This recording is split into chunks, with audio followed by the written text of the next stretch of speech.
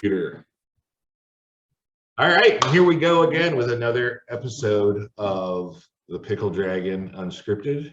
And we have a wide variety of adventurers here today.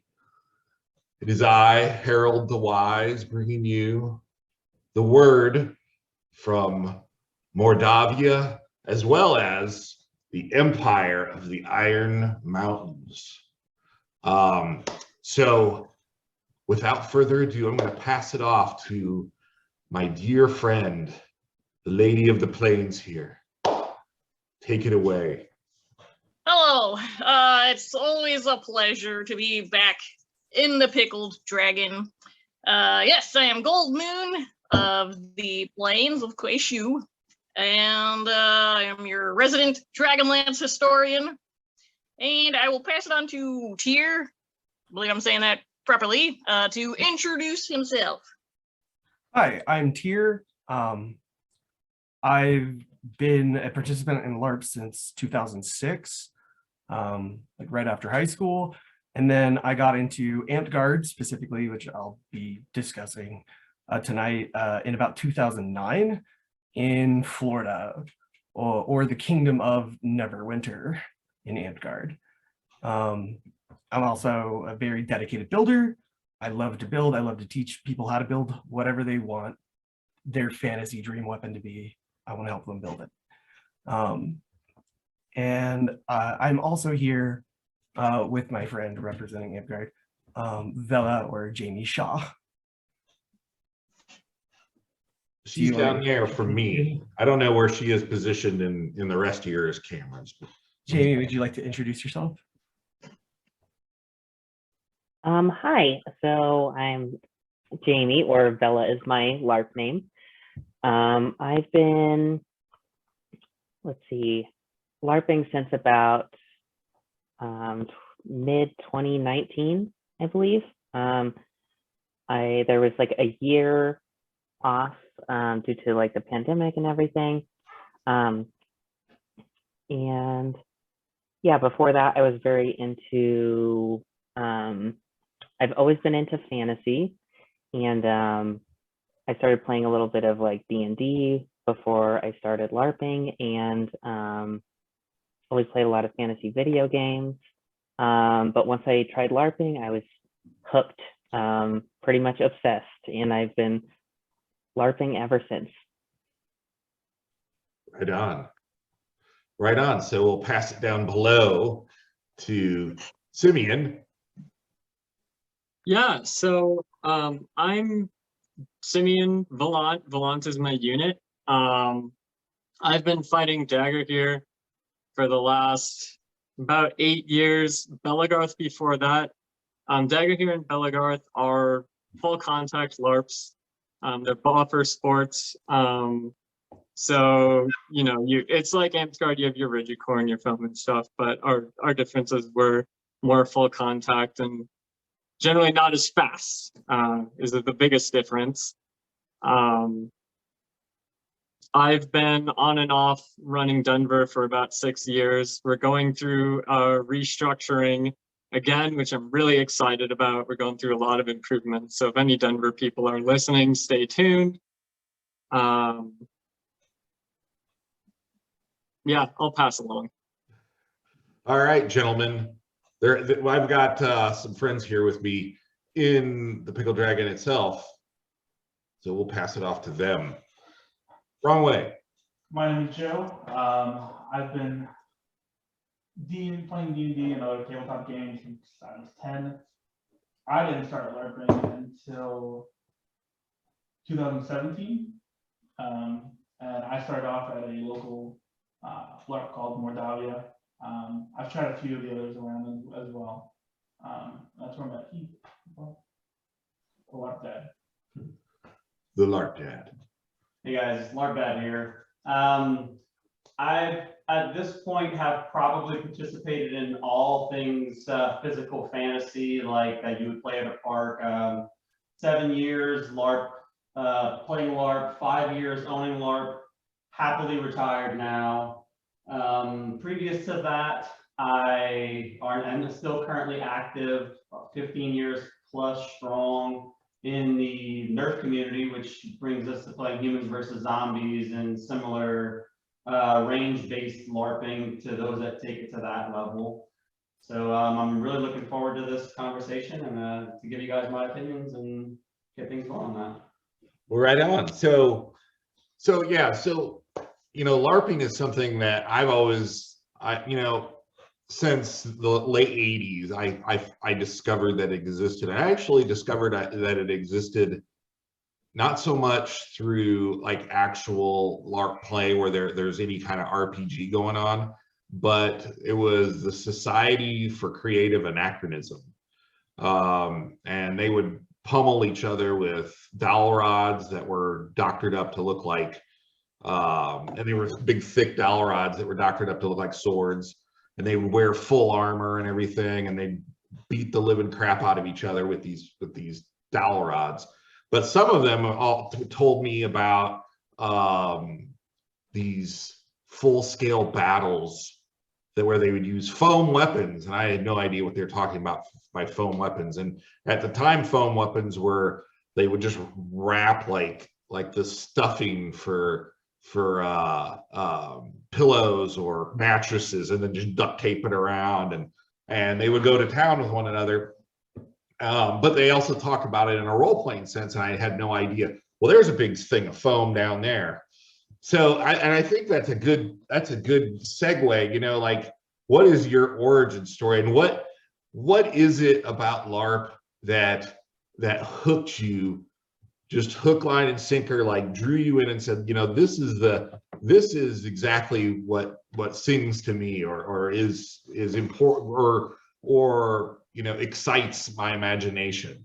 So I'm going to pass that off to Jamie first, because she seems to be the one that discovered it first, or discovered it most recently, I should say, and has been, you know, every time I've talked to Jamie or seen anything that she's talked about, it's always about LARP. So I'm going to pass it off to her.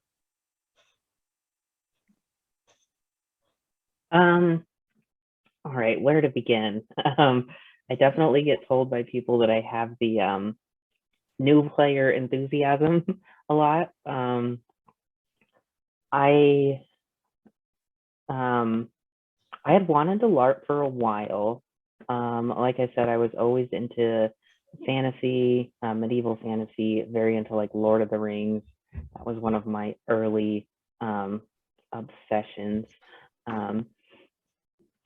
And I played a lot of just fantasy video games though, because I was really shy. And then, like I said, then I started playing some D&D and stuff eventually.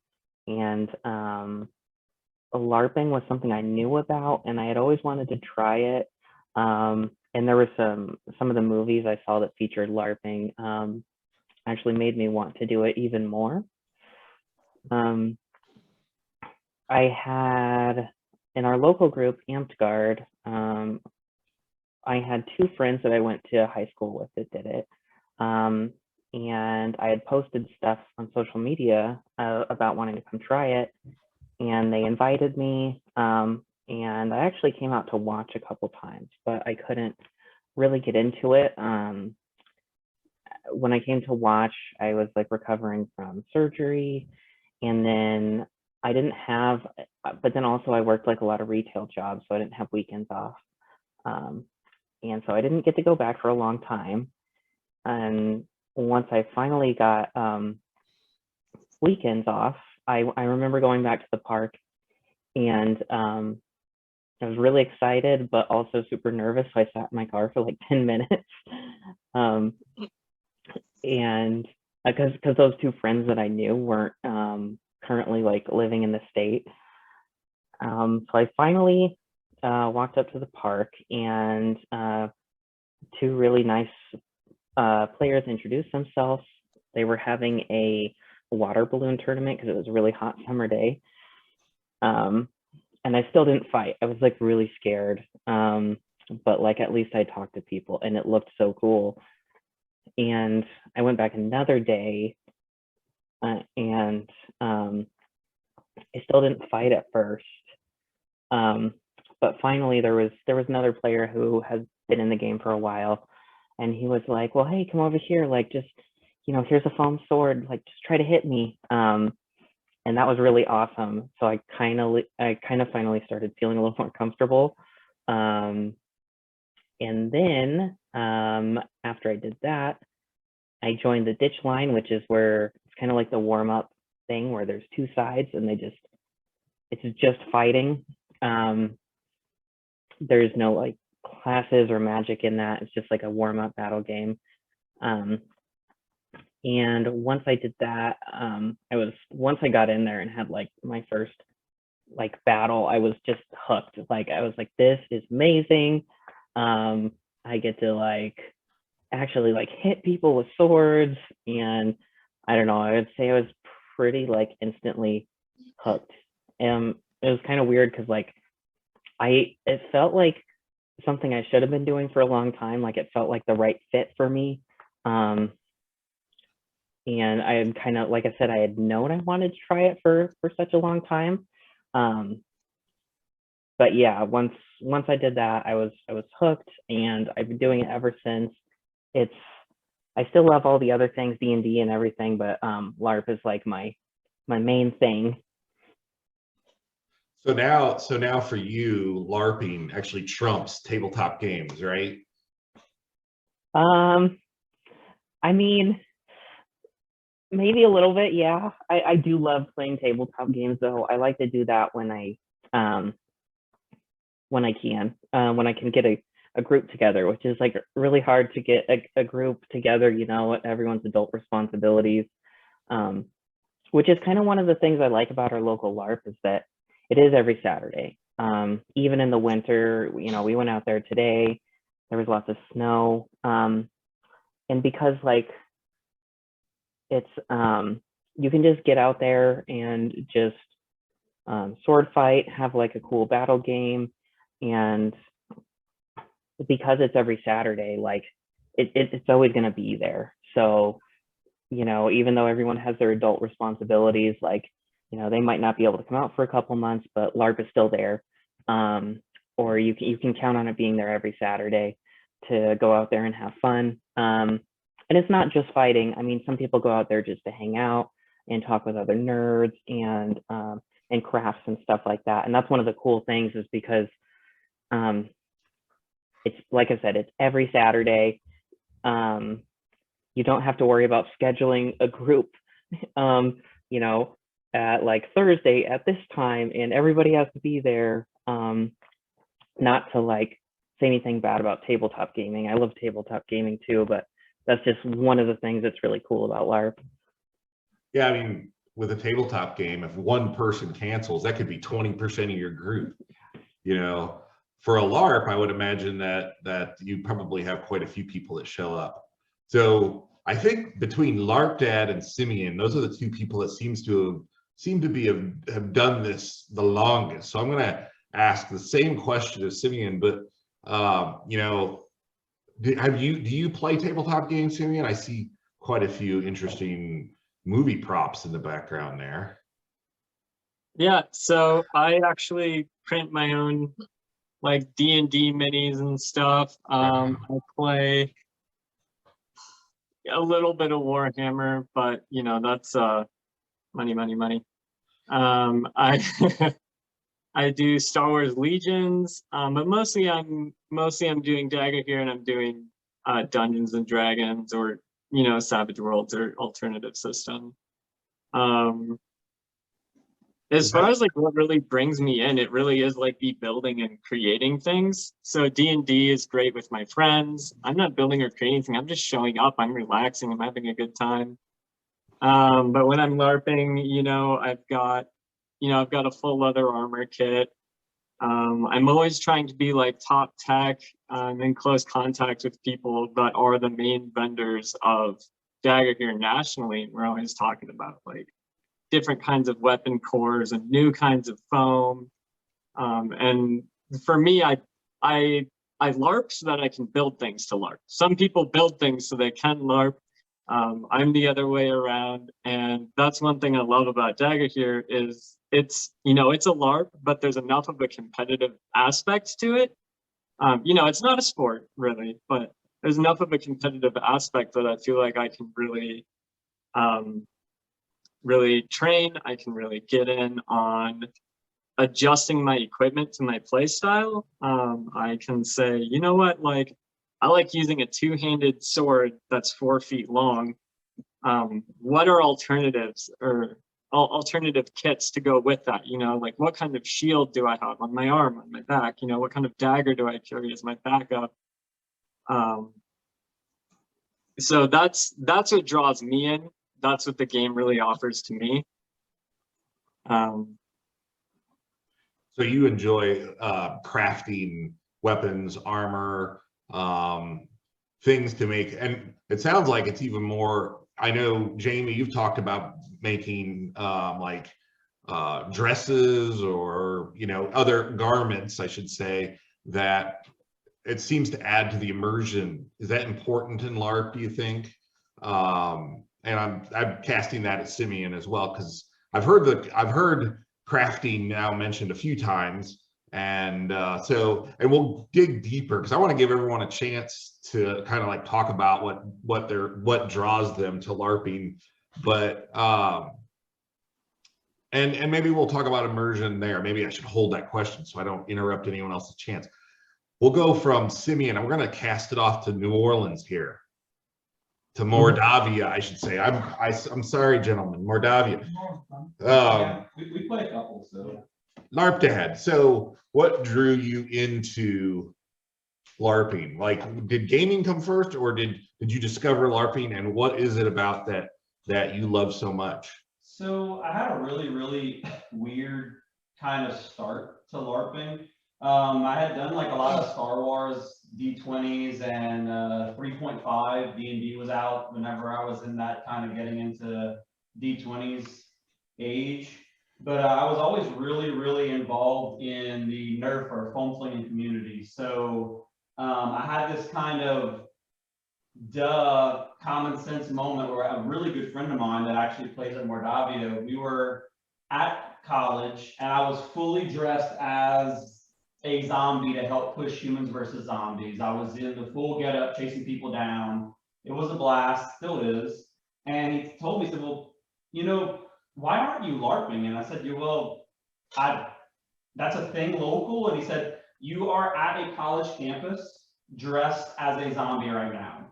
I'm not going to tell you have to go, but he actually told me at that point, he said, I'm going to pay for you to go if you don't like it. It was like a money back guarantee on going to this first LARP.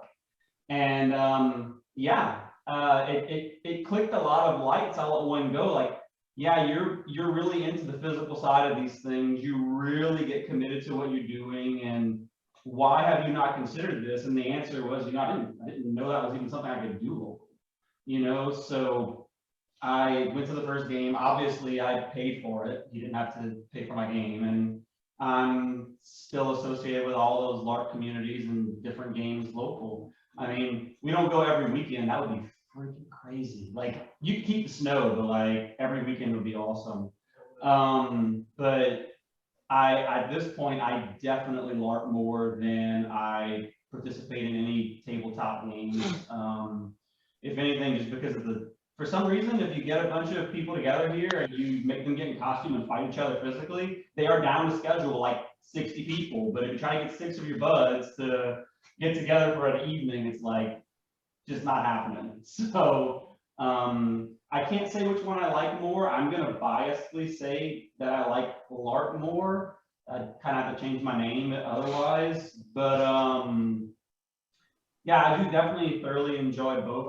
I like the physical side of LARP. I like being able to look at a person and gauge what they're doing and not have to worry about to that degree a stat sheet or the emotions and the things that happen are just more real to me, you know. And at Mordavia, where we play a lot, it's a light contact LARP, so I don't have to worry about getting hurt. I don't have to worry about hurting anyone else. Not that I wouldn't be down with, like, not the hurting part, but like I'd be cool with full contact, but like you get into more of the political intrigue and the ulterior motive side of what's going on. And I think that, and this is of course my opinion, I think that that gets missed a lot in my experience with tabletop games. You know, because I have to read you and you have to sell me in person versus whatever dice you're rolling or trick you're doing. So just because they rolled an 18, you got to spill your guts kind of thing. Right. Like you're gonna have to sell it to me, and that D20 isn't gonna help you. There's more of that take. That's pretty cool. Well, I only keep it in New Orleans and have Joe finish off the Deep South here, and then we'll kick it over to Tier. For me, I was very hesitant to start LARPing. I had some friends who started at Mordavia, and they went, they loved their first event, and they nagged me, and eventually I gave in. And what really hooked me was like the first 10 minutes. We had some what we call the brood mother, which is a dark creature, and came into our cabin, turned off the lights, and there was this huge role play scene between the head of the house that I was in and the brood mother, and that was just the immersion. It hooked me right then and there. I was sold for life. But I do still enjoy tabletop D&D.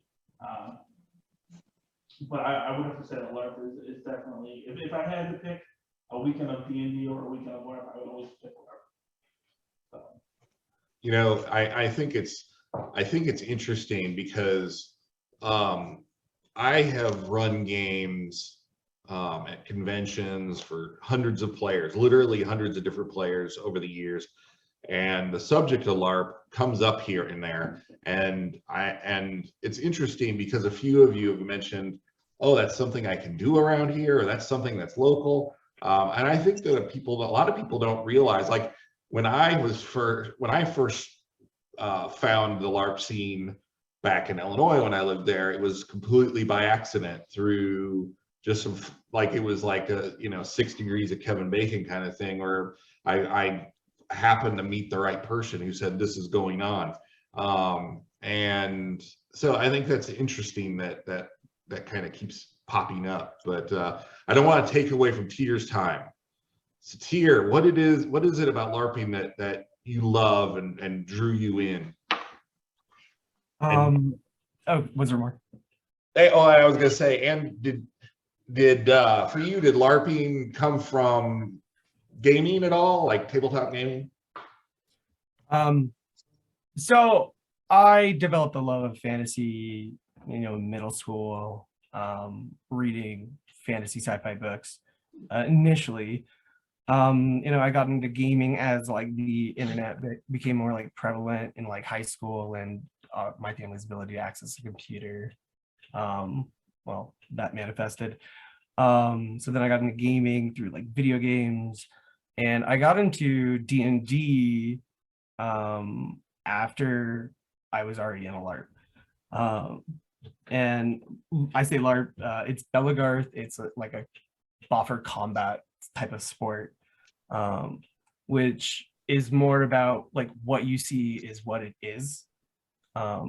There's not like a lot of like make believe unless there's like something to like fight and it's like a gargantuan huge thing or something. I like the immersion for like that game is a bit different than it is for Amtgard, which is what I played today.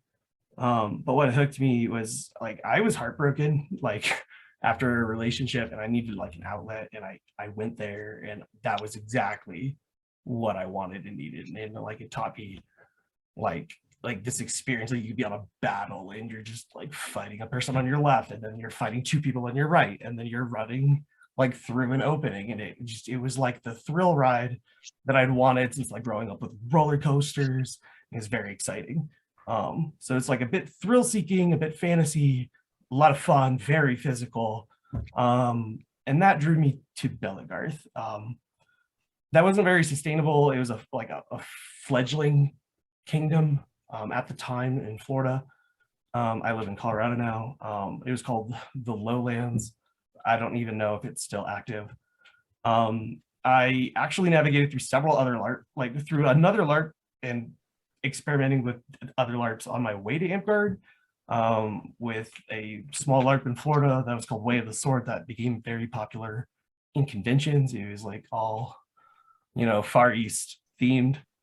And that was okay. It wasn't really my style. I really loved like the fantasy element. And then I discovered Amtgard and it had magic, which I had never heard of before and I didn't know what to do with.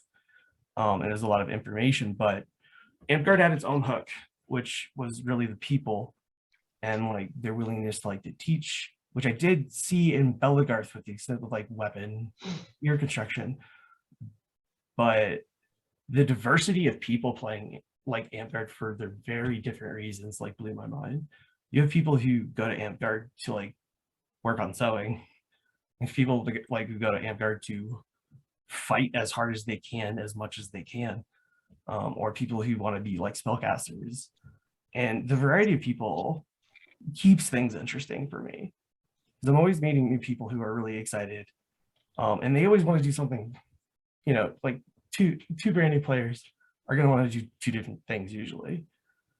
But what really drew me to like Amtgard was like how fast it was and how exciting that was. It's a very speedy LARP. I think Mordavia was mentioned as like it's a light contact LARP earlier. We are too. We don't have any kind of sufficient force rules. We don't have any weight minimums on weapons. So everything can be as fast as a lightsaber. And it's often like speedy lightsaber type of combat in like duels. It gets more complicated in big games with like magic and everything involved. But Amtgard sort of just shifted in my perspective over the years I play. I've been playing Amtgard like 13 years. And like other games for like a total of 15 years. And I just love the diversity and like the welcoming like community feel of Amtgard.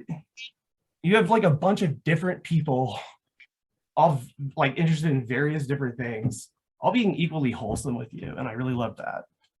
And that touched me in a way that the Belagarth and Way of the Sword, I think Vampire the Masquerade counts, but none of those did. And it was like the people that got me.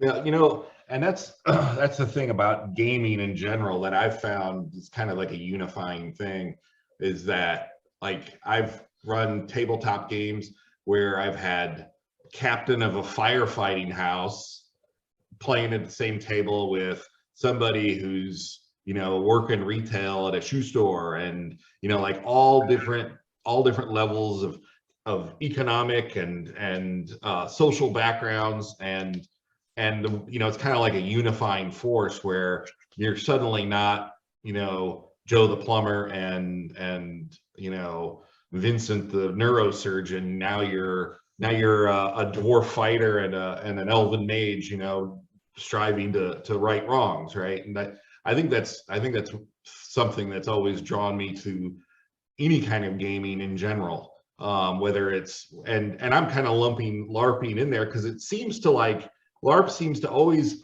be in that same orbit in my mind, and maybe you don't see it that way, and that's cool too, but in my mind it kind of like is in that same genre, which is why we're all here today, but coming back to something I find really interesting, where you guys talking about the crafting, which you guys didn't call it crafting. Oh, that was one other thing. I assume that a lot of people who watch this may not really know a lot about LARPing in general. So when you use terms like boffing, like what is that for anybody? Yeah, I'll pick up here. So boffers are just what we call the weapons in any kind of LARP that has contact. So boffers can range from mold injected swords, where it's just you got a little fiberglass rod and you got this much foam on it, and it's about tapping, and those events are great for people who want to focus more on building a cool class, but then also having a really in-depth character and merging those together. And the combat is a facilitator of that. Boffers, when it comes to like Amped Guard, as Tyr said, their ideas, it's about speed, their competitiveness comes from their reflexes, but also from their spells and classes. And so those boffers are, you know, it's once again, we've got a rigid core, and then you've got more like 1.5 inches, sometimes less, sometimes more of foam around that. And that allows you to kind of give a good thwack, and someone's not going to have a lasting bruise or whatever. When we come to Dagorhir or Belagarth and Dagorhir are sister sports. They have very different cultures, but the fighting is very much the same. That's the difference between the games, is the event culture. Right on. Dagorhir, Belagarth is, their weapons are very similar to Amped, but the rules are based more on, hey, we want to be hitting a bit harder. You know, once again, we're not breaking bones. We're not trying to leave even bruises. I mean, it happens, but that is not our intent. They're created so that we can really wallop and walk away smiling and having fun with each other. But in the moment, you got your adrenaline pumping, you're running with the flag, you know, you're diving, all of that. If you don't mind me going across real quick, Tyr talked about the difference in between like Belagarth and Amtgard.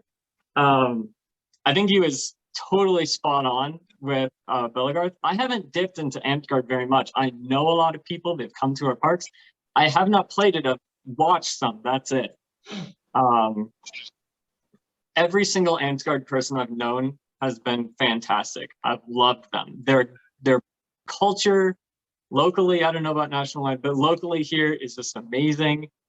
It's a little bit harder in some of the full contact LARPs to maintain that super positive culture, because people are there for a little bit different reasons. And sometimes, you know, it's rare, but sometimes you get that bad egg who, I'm there to win, you know, and that's always something that we're fighting with.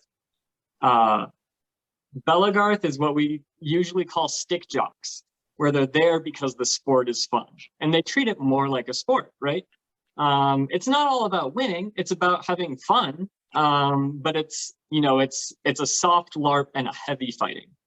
Dagorhir is more 50-50. So there's no classes in Dagorhir, there's no magic, and sometimes I wish there was. But as far as having a big battlefield, it is fun that everyone goes on completely equal terms, just for the sake of how those events are. But off the field, Dagorhir events are very immersive. We have garb requirements, we have garb gates, right? So you have to use medieval fabrics. Armor can't have any modern materials in it whatsoever. No Velcro, no elastic, as much as I wish I could have a few elastic pieces here and there. We have the largest event every year is called Ragnarok. Anywhere from 1,500 to 2,000 people attend that event. It is, I believe, the second largest LARPing event in America after some SCA events, and SCA is a whole nother thing. And Ragnarok is great because it's 9 days long. There's 5 days of field battles where you show up and you fight for 5 solid hours in the Pennsylvania heat. But the afterlife, or the after fighting nightlife stuff is super fun too. We have what's called the Thunderdome there, which is put on by a very large unit that's kind of like Rohan, called Warguard. And Thunderdome is crazy. When you go in, you know, you get like crushed bottle caps that are coins, and you bet on gladiator pit fights. You know, they've built this big pit and they have bleachers and they have this big wooden gate. And when you get hit, you know, normally in a boffer sport, right, a more like fighting oriented LARP, when you get hit, you don't fall down on the ground and die because you're worried about getting trampled on, or, you know, and you want to go back to resurrect so you can join the fight again. So you do this, you know, you put your weapon on your head, you put your hand on your head and you say dead, and you walk out, you clear, you know, kind of like airsoft or paintball where you hold your gun up, right?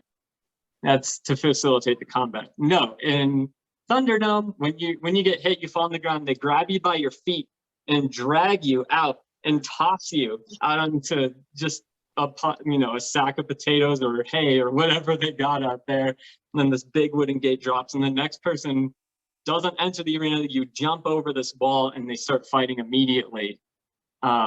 So yeah, Dagger here has a lot to offer for people that don't want to fight, for people who do want to fight. Local stuff every week. We actually call it a practice.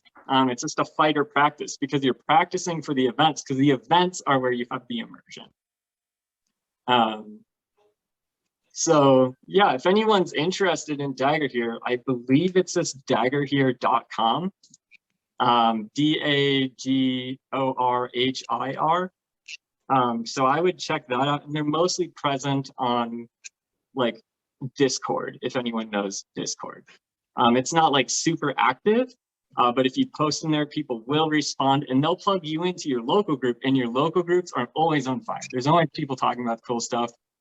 I have friends who they're in Oklahoma City and they joke that there's no competition of something fun to do in Oklahoma. And so there's about like 150 people in this Discord. They have D&D groups. They do airsoft together. They do, you know, obviously Dagger here together. They do Antguard together. A lot of those people fight 5 days a week. They go to about like 6 or 8, you know, weekend camping events. And they're in Oklahoma, and a lot of those are, you know, far away. So sometimes they're hopping in the car and they're driving 10 hours, get to an event, camp for 3 days and go home.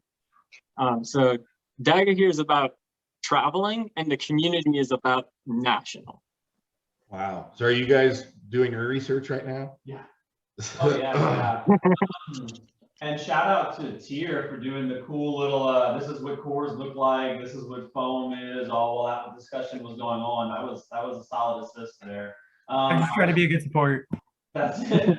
So I was hoping he was gonna grab the fish, but he grabbed the fish. I was like, yeah.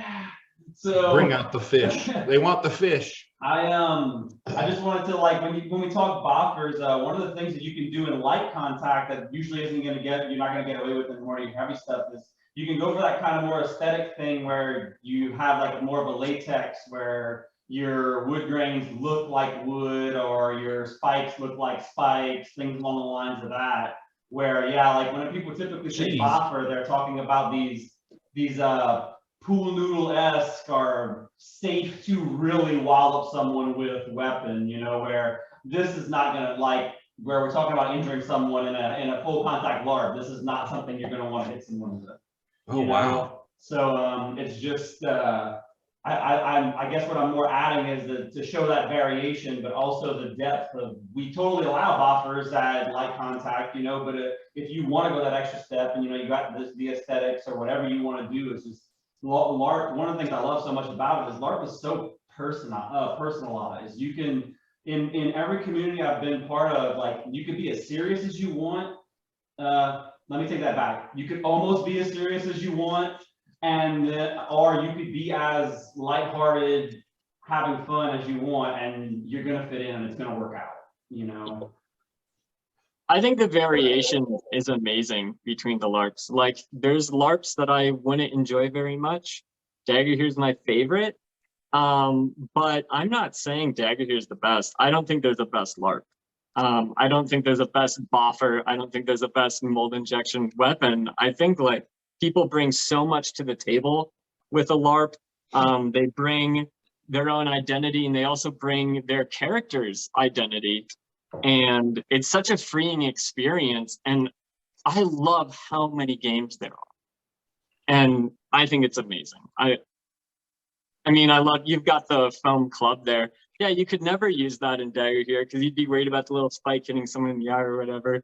But that's a different thing, you know, and it looks amazing. It really does. It is. It's very squishy.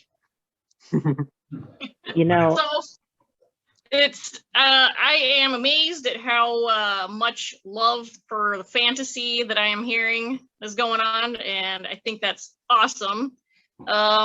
Myself, I have but one LARPing experience, and it was approximately 20 years ago in high school when I was painfully shy. I don't remember it very well, other than it being a good experience. But I have a question for Jamie, and then I'll pass it on to Tier and go down the line. But this is about the community as a whole and your experiences. How has the community been since you've been a part of the LARPing community? Has it been welcoming, unwelcoming? Has it been all good experiences? Any bad experiences? Jamie. Yeah, I mean, I would say that it's been all good experiences. One of the things, I was really shy when I came out, like I said, when I came out to the park day, and but I definitely got like these just good vibes right away. Like I felt like it was a really like accepting and kind of like safe place for people to just be nerds and be themselves. And like Tyr said, we have LARPers from like all types of backgrounds. There's a diversity, a lot of big diversity in our LARP. So yeah, I mean, my experiences have been really good. I haven't had, I can't really think of like any issues. I feel like at least especially our local park has like developed a really good culture around like our game, and I've had like you know, anytime that somebody did maybe do something that was like over the line or like or anything, I felt like they've like apologized for it, and it's never been anything like really bad or offensive. So yeah, it's just been like I don't have really any complaints. We have all sorts of players in our game that are accepted and celebrated. We have people from all kinds of backgrounds, and we have people that trans people and non-binary people, and you know, I think we do a pretty good job of making sure everyone feels welcome. And we've developed like a really supportive community too. We, you know, I hear a lot of people like on, you know, at Park talk about like how to support each other, people that, you know, are really into the fighting kind of more athletic side of it, and people who aren't, and how to properly, I've seen like a lot of people talk about like how to properly coach people that want to get better at fighting, and you know, like not over explain to them and make them feel horrible and ruin their day. There's been a lot of talk about like, you know, first, you know, you see if somebody wants the feedback, and then you keep it short and actionable, and just things like that, general like culture building things, like this is how you talk to people if they, you know, make sure that they want the feedback, and then this is how you give the feedback, and just general things that make the game like a nicer place to be. So yeah, it's been great. No complaints. That's good. Yeah, sounds like camaraderie is a big part of it. Tyr, if you want to chime in on how the community has been for you. Yeah. Do you mind? I got to interrupt real quick. I just ran out of time. I meant to be here a little longer. Oh, But Oh, thanks for all right. having me on, guys. It was good to meet all of you. Tyr, good to see you again. Yeah. And you know, I might come back on sometime if you invite me. So Oh, yeah, absolutely. Everyone's always welcome to come on and talk about it. Just hit me up on Instagram or whatever. I'm always like bringing different perspectives into different talks. So yeah, absolutely. all right, cool. Well, thanks for so having me much. on, guys. I hope the rest of your conversation goes super great. And Thanks. See ya. Yeah. I'm gonna make it for Ragnarok. That is happening. Or show it. Did you just learn about Ragnarok? Yes. Oh my And goodness. like I gave him that look. If anyone caught it, I was like, I don't know if you know, but we're doing Ragnarok. I Right understand. on. And before we go on to Tyr, just before we go on to Tyr, I need Jamie to go grab that gigantic weapon behind her. and The show hammer. everybody. I saw it too. Great, now everything I've seen in the background has been messed with. I'm good. Bring us the hammer. Yes. Oh, it's even bigger. Yes. Okay, Yeah. cool. That was much further away than I thought. She fights with it. The She map. fights on our field with it. Oh, wow. Yeah, so I'm kind of known for my hammers. I have this giant one, and it's Amtgard legal. It's all foam. And I also have, as the monk class, you can have large throwing weapons. And I have these two hammers that are all foam, but I throw them at people. They even have like the little straps so you can like kind of twirl them like Thor. And that's another really cool thing about the crafting is that like you get to be creative, like because the monk has large throwies. I hadn't seen a lot like this. I've seen some throwing axes and stuff, but you know, I saw like a big piece of foam and I was like, I wonder if I could turn that into a hammer that I could throw at people. And yeah, it's a lot of fun coming up with that stuff and trying stuff out. You need to have foam bottles and then have a drunken master class. For sure. For sure. Yeah. All right, Tier, I've stolen your thunder. I'm sorry. Go ahead. Sure. I think the question was like, how was the Yes, how's the community been for you? Welcoming, all good experiences. right, Take it away. got it. I'm gonna speak just about like my time in Amtgard. It's 13 years, so I'll say I was tearing up when Jamie was talking because that's my park. I'm the monarch of that park, and it meant a lot to get that feedback. You know, because it's something that Amtgard has collectively worked on to improve, especially in the last 10 years, where sometimes like we just had players who shouldn't really be in our game because they weren't trying to make the game like safe, accessible, fun for other people.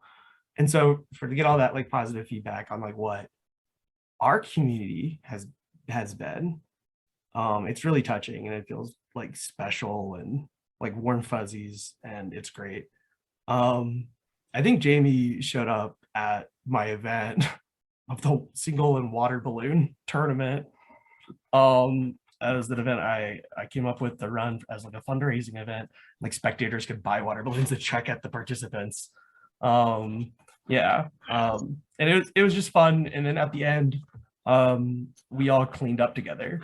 Like Amtgard is very like service like minded, and we never want to, you know, like that's a rule for just about any LARP. Anywhere you go, leave it just as good as when you got there. You know, I think we all follow that. My experiences in Amtgard haven't always been pleasant, but my worst experiences were definitely earlier on, when we sort of had like more of those like tough guy, you know, like I just swing for the hills kind of players, you know, or even people who later were removed from the game for being bad people.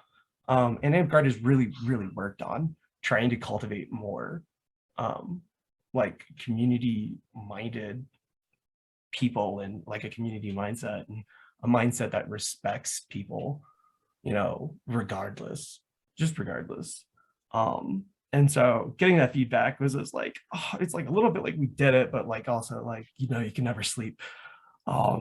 Because like culture building is something that I think we all have a vested interest in, you know, and what we want in our games and what we want to allow in our games and what is acceptable and what isn't. But I have had experiences in games. I do want to like side tangent into Belagarth, because as when we had an event in Belagarth in Florida at this like fledgling kingdom, but we had some visitors from the north who taught us the ways of conflict resolution, apparently in Belagarth. So these members were from the Horde, which is like a group in Belagarth, and we chopped down a tree, and whoever got the last chop was the victor of the argument. And like everyone, it didn't seem to resolve like many disputes, because like there were like 10 disputes and like 1 chop. So I'm like, I don't know how that all happened, but it was definitely the most unique like conflict resolution mechanism I've ever experienced in a LARP, for sure. My experiences in Amtgard have almost all been positive. Like the few issues were addressed that I have. But the thing is that like the culture has also shifted, you know, a lot in the 13 years that I've been playing. You know, our like global international like perspectives have shifted, like with the dawn of the internet, quite a bit. So I'll say that I will say like sometimes like we had like misogynistic people who we had to get banned, you know, or people saying bad things who we had to ban, because it's just not acceptable to just to come be that person here.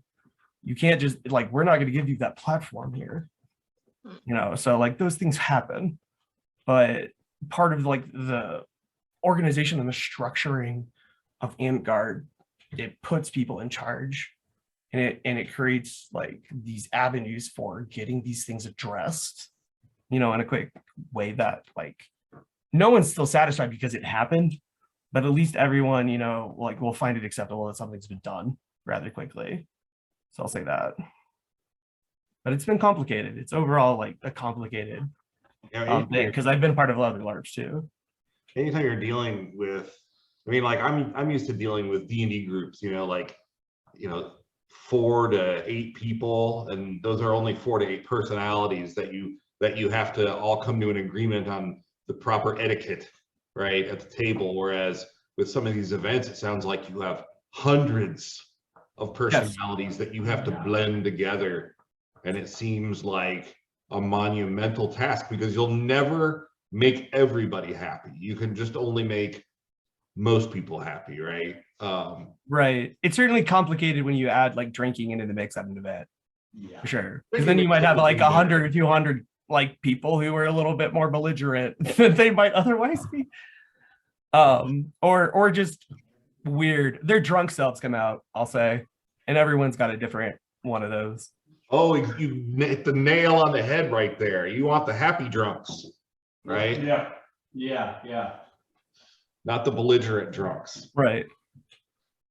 Well, it sounds like the overall impact has been positive for you two, so that's good.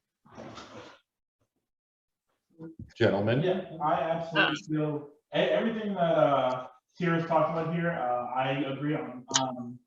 You're always going to have your bad eggs in the community, and it's best to just deal with them as quickly as possible, because having action is better than not acting or delaying your action.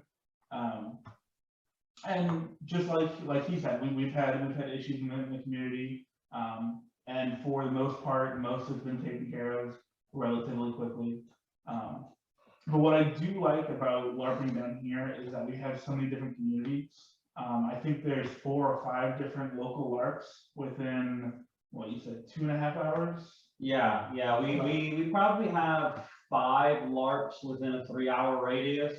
And one of them's even very kid friendly. Like it's people that you've got your parents that bring their kids out there. So you've got I think the youngest I saw out there was 6 or 7 running around with Wow, that is quite young. Yeah. For a LARP. Wow. Do you know what the name of that is? Because like there are times when people ask me if like their kids can play, and I'm like, no, I'm sorry, it's just like they're just way too young. Our age is like 14. Otherwise, you get like a monarch's approval. But like 7, that's not a person who can take a hit. Yeah. They shouldn't take a hit. You know what I mean? No, they shouldn't be taking hits. Yeah, I mean, clearly you want to take it easy on the kids, but like the LARP is specifically made for that. And it's like contact. Yeah, it is a light contact art. It's not a full contact. It's called the Sovereign Scrolls. Sovereign Scrolls. Yeah, there's 2 chapters. There's one here in Louisiana, and there's one in Texas. So it's like the Sovereign Scrolls Louisiana and the Sovereign Scrolls Texas. Cool, thank you. So I think something to I guess would give some insight with like Matt and Gold Moon, which is whom asked the question, is I think, and of course this is just me, inevitably, your tabletop setting is just going to cater to more people. So, and what I say when I mean that, what I mean when I say that is, you're not tabletopping typically with 100 random people that you have to know, and you're at someone's personal house, probably ordering similar food together from the same restaurant. You're all on the same page because you know each other enough to go to each other's house and to have this experience together, or wherever you are. Even if you have another DM doing your party for you, you're your friends, or they're people that you know. Where LARP is a culmination of 50 people, and these might not be people that you know, or people you would even invite to your house in some instances, you know. So I noticed, because I will agree with Joe, we do have there are conflicts at LARP, a lot of them. The community is overall good. I wouldn't be touting it otherwise, but I think your problems come from people expecting that D20 experience with their personal friends and not getting it. So I find most of the misses, or most of the issues, come from your players who can't quite flip that switch, as I'd call it, between this is make-believe and this is real. Where in D20, you could be on your phone, you could be doing whatever in between turns, and here, someone's in your face, you're taking an action all the time.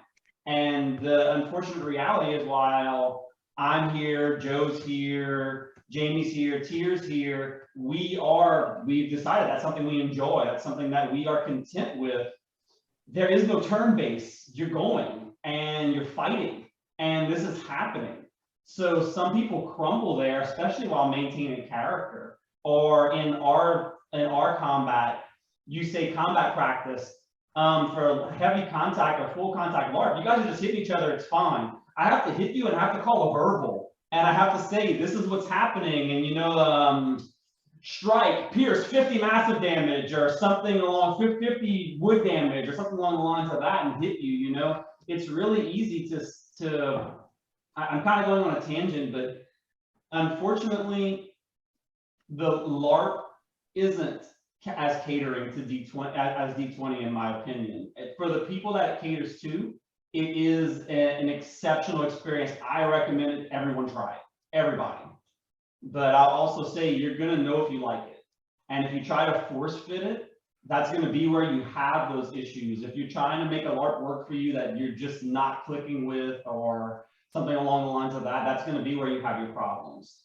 You know, that's pretty much all I got on that. So yes, there are conflicts, but unfortunately, I believe a lot of the conflicts come from the LARPs, the individual LARPs not being specifically what those players need, or those players perhaps not, LARP just might not be the thing for them. Yeah, it sounds like somebody who wants to go in and shape the LARP to what they want are going to have problems, but somebody who goes in who wants to participate in the LARP is a different story. And I think that's a fine distinction there. But yeah, absolutely. And does anyone have an experience, like a specific example of, oh, we got a hand up already? I think LARP Dad has a very fine point. When it comes to trying to shape something that already exists, we expect like pushback. It's not as flexible as like being able to do some house rules. Something I'm actually trying as an experiment to build immersion in Amtgard right now is locally at Park. Now I'm the Monarch, so I could kind of just do this under my own authority. And it's just to build a quest board and like to run quests, and then as people do the quest board upgrades and like aesthetics and functionality, and it becomes like a set piece for the park to like build immersion off of. And so it's my experiment that I'm running in this reign. So like this summer 2022 reign, you know, at the Iron Mountains Duchy. And I'm starting to see like some of like interest peak behind it, because I'm also rolling out like changes to like how we kind of perceive things.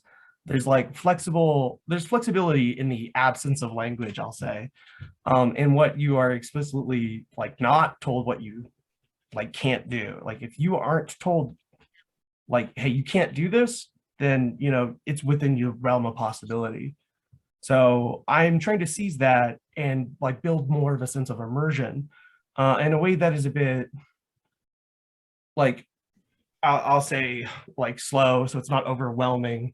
Amtgard allows a lot of like scenario battles, so you can just change whatever you want to be anything you want if you're the person running the game, which is usually an elected position called champion, who does this locally or at the imperial level. And you can just be like, all right, well, that's a water elemental. You can see by their garb, like their water, they have like 2 ice balls or whatever, but I'm going to give them 9 ice balls. And you can just do that for whatever the scenario presents. Like maybe it's a big monster, or maybe it's a powerful, or maybe it doesn't really matter. You can just do whatever you want. So there's this flexibility with battle games. So I was starting to think about, well, why not see if I could do this with our like passive culture, or what we call a color culture. So we have a bunch of classes in Amtgard. Color is the one you can sign into, which just basically means I didn't participate in a battle game, but I was there participating. So these would be like your NPCs, these friends hanging out. These would be people like sewing on the sideline or building weapons, or hopefully no one's hammering like steel and armor, because like that would get annoying quick. But we have plenty of people who like play with leather and fur, and they're making something. But Amtgard historically hasn't really provided a lot for more like NPC, like general like non-combatant interactions as far as prompts and cues are going. So I'm trying to borrow a page from what a person told me about their experiences at like Pickled and how like this immersion like presented itself. And then I compared it to the Ren Fair, and they both present these immersive experiences. The difference is that Pickled, you're going to be part of an immersive experience for the sake of it, whereas a Ren Fair is a bit more marketed towards like making money as an organization, I think. And the premise is that like that's your distinction between the two. So as long as you're going for immersion, I think there's room to build more immersion. As long as it's like an event for the sake of like, this is part of your LARP, or these set pieces are part of your LARP, I think there's room for us to build a greater sense of immersion and complexity and prompts for people to create like these dynamic interactions, like by building them off of places and things like that. So I'm hearing terms like quest boards and scenarios. Do you guys, the New Orleans crew, do you guys do anything of that nature? Yeah, the I guess broader term that we know of local LARP is mods. Like we will run what's called for quest board. We'll have something, well, in a perfect world, we'll have something in our tavern that would say these are the things that need to be done, and your individual groups of players to kind of keep that same faction camaraderie, etc., that you would have at a D20 where you're playing with your friends. You can play with your friends, and if you want to go run this mod, you can do that. So I don't think it's quite exactly the same thing that Tier's talking about, but I think whether it be the direction that he was going in or not, I think it's a really good idea to allow players to be that sometimes you're the player and sometimes you're the monster, and you have to see both sides of it. And you have to understand what both sides are going through to truly appreciate and accept what you're doing, because it takes work on both sides. So where in a D20 campaign, there's one DM and he or she decides whatever's happening. For a LARP to work, everyone has to be giving 100% all the time. Everyone has to be a monster. Sometimes we have to make the calls and do the things that on the fly, but our tavern board, or I'm not gonna say tavern board, but it's called the War Room, is gonna be where we formulate these. This is what's coming. This is how the players have to deal with it. This is the fire thing. If they don't have water, they're gonna be in trouble, etc. Things along the lines of that. Is that kind of what you were looking for as a comparison there, Matt? Yeah. So I'm wondering, like, how far do you go into building the scene? Do you guys ever build sets or ever build? I know, like down here in the swamp, it can get pretty crazy. But what is like the craziest thing you've built? And I'll throw that in both sides. Like if you guys have ever gone that far, or an example on the Amtgard side of something off your quest board that was really memorable. Go The ahead. quest board is still really fresh. It's only introduced a few weeks ago. I just want to say. Oh, okay. Yeah. So you're just going. You're just. This is taking an the dive. experiment. Yeah, I'm running this as an experiment to see if I could like help encourage like a natural like growth in our immersive likeness as a game. It's something that Amtgard has like kind of struggled with. So like I'm just running an experiment here to see. Oh, I how bet that you it goes. sounds like it's going to be good. I'm Yeah, no, hoping. you're definitely going in the right direction, definitely. Thank you for the vote of confidence. Joe- And it actually means a lot coming from y'all, who I consider to be a more immersive experience. We have this kind of immersive experience at events. Maybe when we'll camp out in the mountains or something, and we'll run big events there. But y'all's LARP, Mordavia. Am I saying that right? There is a constant joke / argument on whether it's Mordavia or Mordavia. See, So- like that was my question. Yeah. But it just seems like collectively your LARP is meant to be immersive. Like that is its intent and purpose. Like it's there. That's part of it. That is a feature. You know. So that means a lot coming from me that you like a vote of confidence there, because like that's exactly like what I'm trying to do is create a community that looks a little bit more like yours.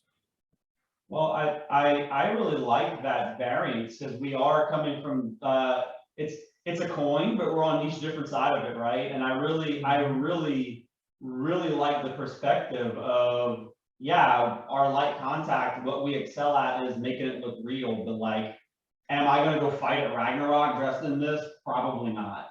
Like, you know, so I'm You will want armor.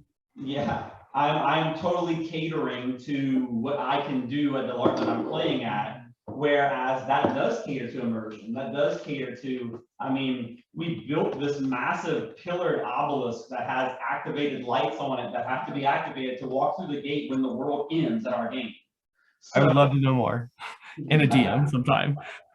So, but we do stuff like that, you know, but we are able to do that because, you know, I'm trying to think of a better way to word this, because we're not beating the tar of each other. You know, like it's like we don't have to worry about, can I move in this super comfortably, or can I, when this happens and I'm facing 3 grown men swinging 4-foot swords at me, what happens? And I'm like, God hit me hard, I get hit. Yeah. You know, so I really like that difference. I really do. I wish there was a local chapter of these things that I could go personally experience. I'm willing to make the trip, but I have this terrible tendency of committing and then now making a 10-hour trip every other weekend, you know, so. What's your town? I'm sorry? Where are you located? Oh, okay, I'm actually in South Louisiana, so the closest I would call true LARP community that has their own campground and everything is Aftermath or Sereneth in Mississippi area. Okay. So that's about 2 hours from me. You mentioned Florida recently. Yeah, I came from Florida originally and I moved to Colorado, which is the Empire of the Iron Mountains. I moved here about 5 years ago. Gotcha. So it would be a vacation to do that. No, like. Oh, well, Amtgard has like I said, 22 kingdoms, and they're all over the United States. So I'm just looking up for you right now. Okay. Where your closest park is. Excellent. Yeah, I wanted to. South Louisiana. Okay. But like, We might have a gap. Definitely be interested in that. Definitely. In Alexandria, there is the group called Bloodmarsh, and then in like between Beaumont and whatever a town called Orange, there's a place called Fool's Demise. So I will say that the closer you get to Texas, typically like the more support you see for like Amtgard, in terms of like a slight shifting scale towards like popularity, because that's where it was originally founded. But yeah, there are a couple parks in your state, so they're not too far. It might still be quite a drive for you, especially if you're like near New Orleans or something. I can come up with a reason to go to Alexandria. We could probably figure that out. Yeah, and that's just like a local park. I'll get you that information in like a DM after this. It's called Blood Marsh. Excellent. Yeah. I have to say, like, it is really cool to hear about other LARPs. Like, I would love to try y'all's LARP sometime. I want to try, so I haven't actually tried Daga here, which is Simeon's LARP when he was on here earlier, and I want to go try that too. I've kind of been, I feel like Amtgard will always be my kind of like home base. But it's really cool to hear about the other games, and I would love to go try some that are more immersive. Maybe I kind of want to go fight in Ragnarok now too. Yeah. I think everybody's meeting up there. Yep. Let's all meet at Ragnarok. Yeah, yo, I'm down. No, for real. I mean it. There you go. All right. All right, cool. We'll find each other at Ragnarok. It's a date. So one of the things, and I'm actually operating from memory here, but Jamie had shared a picture of a certificate she received for crafting, I believe it was. This has been a little while ago. So in the Amtgard community, do you get like certification from the Lord and Lady to be able to do that at the LARP, or how does that work? Like, what is the significance of those documents, those scriptures from above? Okay. As Monarch, I've been in office for a while, and I've done office a lot throughout my time because like I just always want to support my park and I want to help with whatever. But we have a lot of different awards, and we can always invent awards, but we have special ones that are called laddered awards. And the reason they're called ladders is because at the top of it, you know, after masterhood, which is like level 10. So like after 10 of these, like your 10th being like, we all recognize that you got this, you're a master of this, and we are forever impressed. After that, there's knighthood, which is its own like status symbol, like a sign of being like, you know, elite, like in a craft, and like having like a character representative of like what you'd expect a knight, you know, somebody who's going to be willing to speak out or help or whatever. So like awards and those ladders can lead to knighthood. So we have things like technically we have 5 different belts because we have a new belt type called Order of Battle. So you can become a knight of like literally the battle games environment. And it's just basically you're like just such a force to reckon with that we all kind of have to respect you in your own right and balance around you. Wow. Maybe in a kingdom event of like 100 or 200 people, and it's just like, damn, that's a lot of clout in a game environment. It's a lot of weight to throw around, and typically comes with like an extreme amount of prowess. This person will ruin your day maybe as a reeve because you were trying to balance the game and you're like, all right, this guy just like wiped out 20 dudes. I gotta think about how to fix this. And it's just because of like how they're able to use the same rule set as everyone else, just to a very advanced degree. So like that's battle, but we also have Knight of the Sword, and that's a type of knight who excels in the tournament fighting format. Like there's no magic, it's like martial prowess, and you get it through victories. So it's actually quite like a bottleneck for people at the very high end, because we only have like high level tournaments like once a reign, and we have 3 people who are all trying to get like their next, you know, rung on that ladder. One of them might take it, you know, and that, where does that leave everyone else? So it's very competitive. We have Knight of the Serpent, which is our crafting path line. Under that, we have like Owl for like construction of things like these wonderful items, you know, like that might be Owl. Owl might also be like armor. So essentially all these things are just parts like of recognition. We also have like art, we have flame, we have crown. Flame is for like service, that is just like you helping out your community, your park.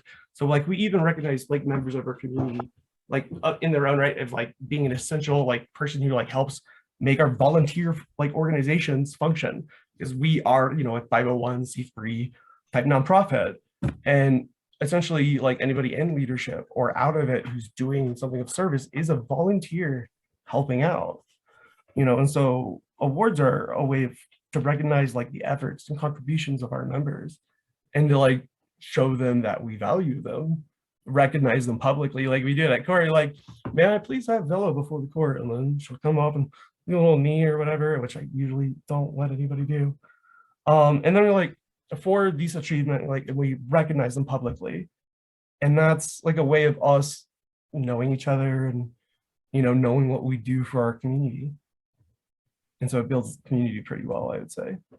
So Jamie, can you share anything that you have made yourself that's not a weapon?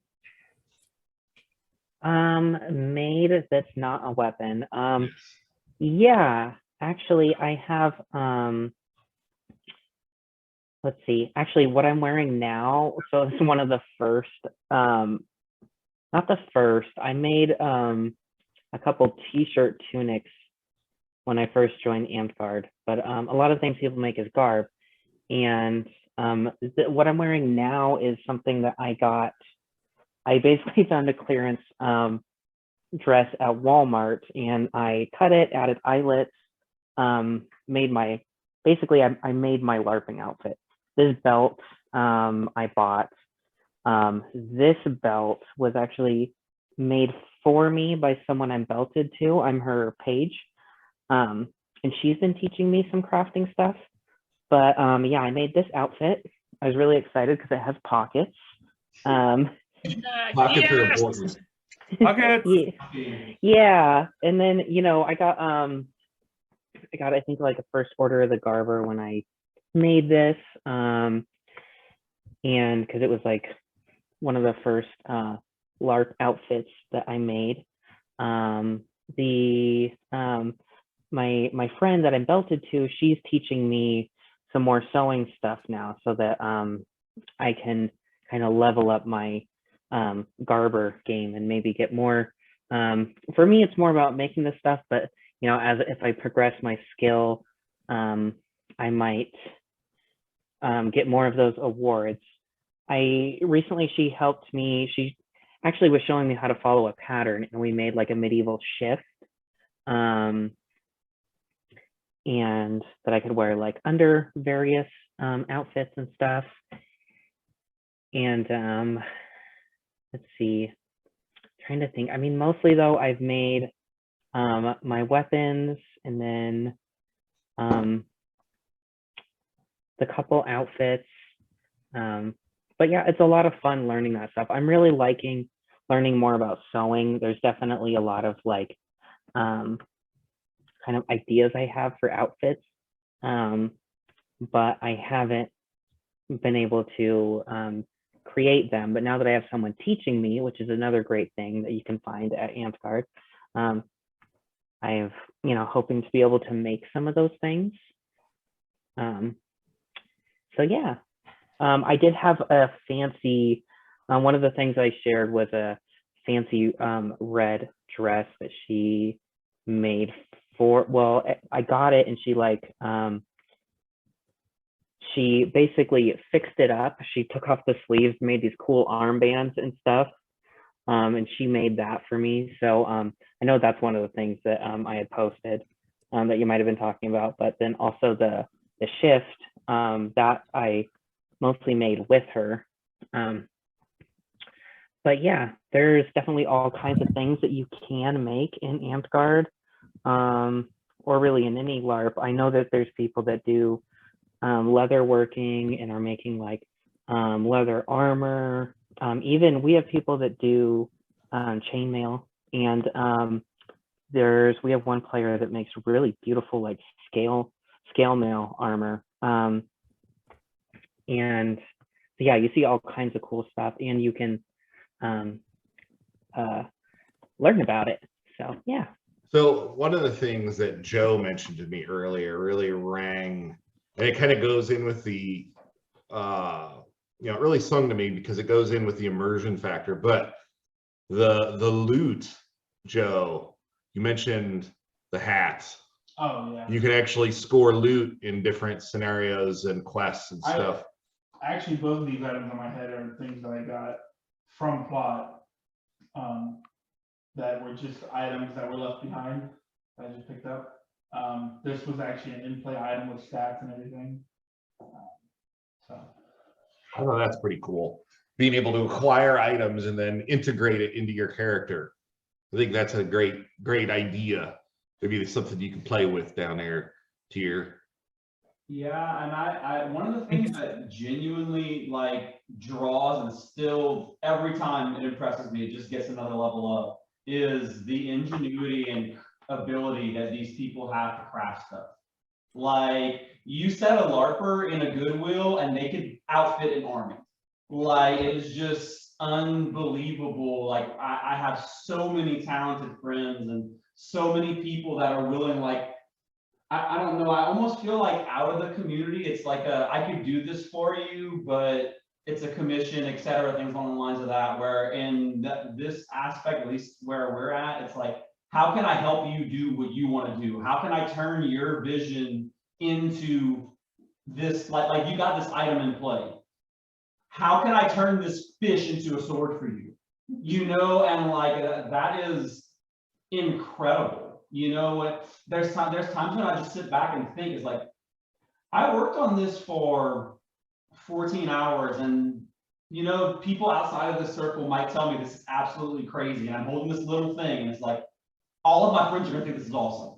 You know, and it's that crafting is just something I wouldn't want to call it its own thing, because I'm sure other communities have that, but like it always inspires me. It always just takes me back, you know.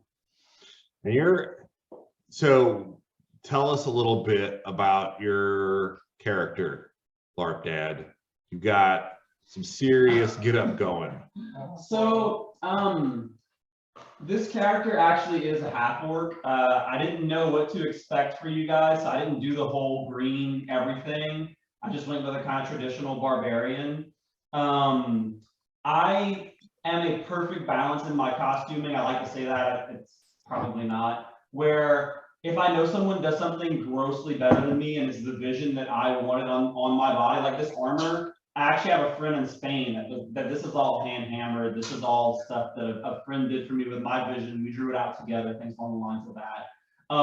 I believe you should make totems yourself. They're your totems. So I 100% made these totems. They're not the coolest thing ever, but I love that I made them, you know. They're cool to you. Yeah, no, exactly. I am, of course, a fan of violence. So I don't quite go the route of, man, is this the perfect fit in my hand? Is this the perfect this? Or like a true forge and foam smith might do, you know? I go for, well, this is the aesthetic I want, you know, or things along the lines of that. But I am getting into that. I don't have all the awesome stuff like Tyr has, but I'm working on it. I do want to just start making my own weapons. But I actually appreciate the question on that, because that character base is more what Mordavia and this light contact LARP caters to, in that you are that character, you know. So if you want to be this barbarian half-orc at a light contact LARP, cool, like, but people are going to love it a lot when you immerse that, and when you wear the muscle morph suit, and you paint yourself green, and you have all these things, you know, that immerse into that character. So this particular character, he is the commanding general of the half-orc army of Morgrim, who is the immortal half-orc, basically their king/god. He is cursed to exist on this plane until he is defeated in combat, which is a curse at this point for him, because he has existed longer than any living entity. He has seen the world end several times over. And it's almost the perfect equivalent of with great power comes great responsibility, because he has to see the world crumble before him, and all his might and all his power can't stop it. So he's cursed to eternally live this life where everyone that follows him, everyone that loves him will die. and he has to face that. But no, he's the strongest one ever. He's the One Punch Man, right? But it's just the depth of that. This is his commanding general who will inevitably die, and this is one of his best friends slash comrades that again he's going to see leave. You know, so it's your varying levels of immersion where I go really deep into it. I actually have podcasts about character creation and making these things to fit what you want. But yeah, you know, that immersion, that character is part of what I get into LARP for. It's one of the things that really gets me going is I'll hear a song or I'll hear someone say some catchy line, you know. I made a character entirely based off of Mike Tyson's quote, "Everybody has a plan until they get punched in the mouth." You know, like it's inspiring, you know. Yeah. So one of the things I think, like if I were in a LARP and I wanted to get into crafting, my eyes keep going behind here, and there are shelves, what looks like spray paint and bottles of chemicals and all this stuff. Like, what is the starter kit for somebody that wants to build their own swords and shields and, you know, that sort of thing? And what do they have to keep in mind? When, let's just keep it like amp card level for now, I guess, because I know there's a bunch of different ones with different levels of contact and so forth. But for an amp card person who wants to get into crafting, what do they need to know and do? Is that directed at me? Sure. It depends on your craft. We have crafters who do a variety of things, everything from miniature painting. We have garbers. Garber is one of the like laddered orders, award types that leads the knighthood, as are dragons, which is all kinds of art. So you can be an artist who was like then eventually a knight through your insane art. And that's great because like we want everybody to share those things. So it depends on your craft. If you want to be a foam smith, I have a list for you. Oh, he's got it. In Antgard. I've prepared it because my ultimate goal, which is like very linked to my persona, which is just me at like my extra net like self put out like full force, is I just want to be the greatest foam smith of all time and teach everybody how to build whatever they want to build in foam, whether it's through like a website and a digital distribution of technique or whatever, or I'll talk to you and we'll build it. And it doesn't matter what your game is. I want you to be able to like pick up that thing that you want to have in your hand when you have that big fantasy moment and you do your big thing and this is your thing. I want you to have that. I want you to have that experience. But if you need a list, I would say to get started, it's very simple. A little paint, any type of like foam, denser than a camp pad or like an EVA, whatever you can find really, or it's really whatever you can apply like your talents to, you know, like a rigid core, a little foam, a little paint, and you've got your dream fantasy. You know, it just depends if you want to be the greatest seamstress. We have a player, I won't say his name, but it goes Ba, and that's as much of a hint as I'll say. This man has the most elaborate mustache and is the most accomplished dressmaker I have ever seen, and competing against anything of like his caliber is just so insane because he'll put 200 hours into a dress and enter it. And he'll wear it, and that's like, and with the mustache, you know, he's rocking it. He's killing it. The most elaborate mustache, you say? Yes. I wish I could name him just so I could give him credit, and I think I could say his game name without any trouble. So his name is Sheep, and he's like works with like seamstresses and like dressmaking and like does like crazy dresses, and it really just depends on what you wanna make. Like there's plenty of people who do digital art or 2D art, you know, and there's people getting into like all kinds of crafts. And the really wonderful thing about like this kind of like structured like art crafter like melting pot is that you end up with all these like transitive skills that cross apply to different disparate crafts. And I think that is a beautiful thing. It's a beautiful thing to see somebody discover some new craft that they love, that they like feel like they can already kind of do, because they have some relevant skills that might apply. So like, I'm not a great painter, but I've been learning painting through foam smithing, and like that's just like one example of a transient skill here. And I just love to see it because it just means that you just generate all these new exciting things, which is like my shtick. I just love the brand new, never seen before, never done before, behold world kind of moment. I live for that. So, Is yeah. James one of your pupils? Is that where Yes. all the hammers came from? Actually, yes.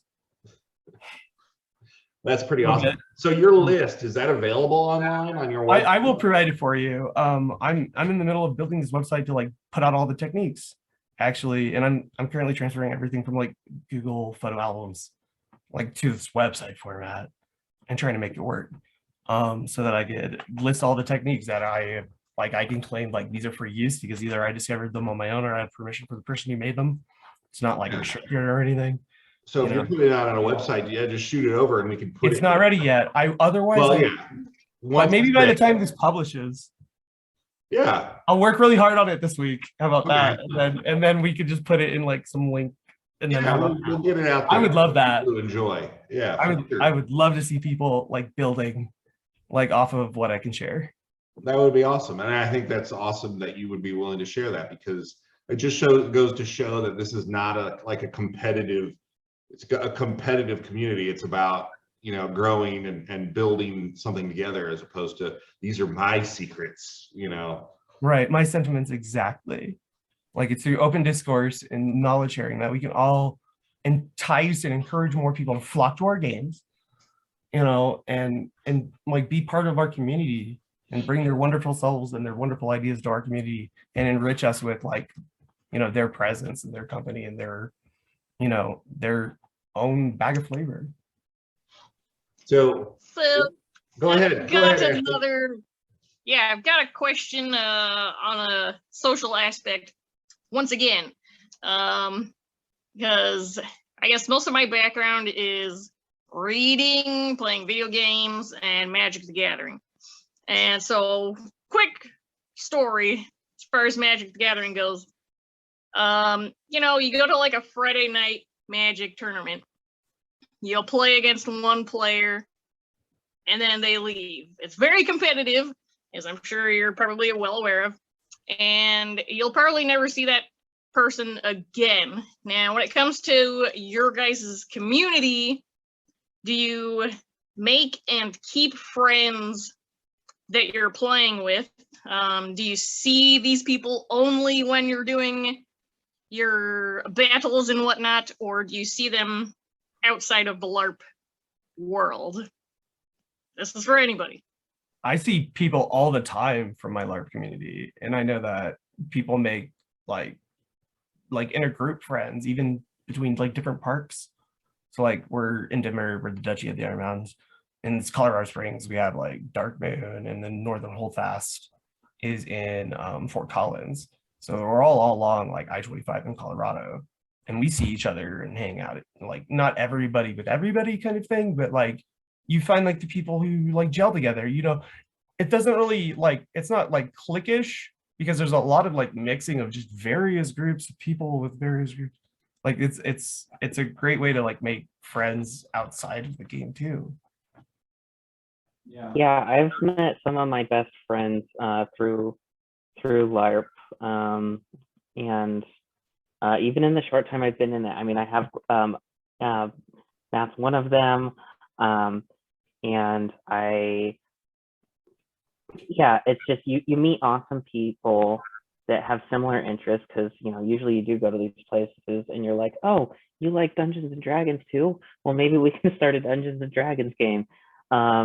And I hang out with Matt or Tier a lot too. He has been helping me with a lot of foam crafting stuff, and we've developed a good friendship.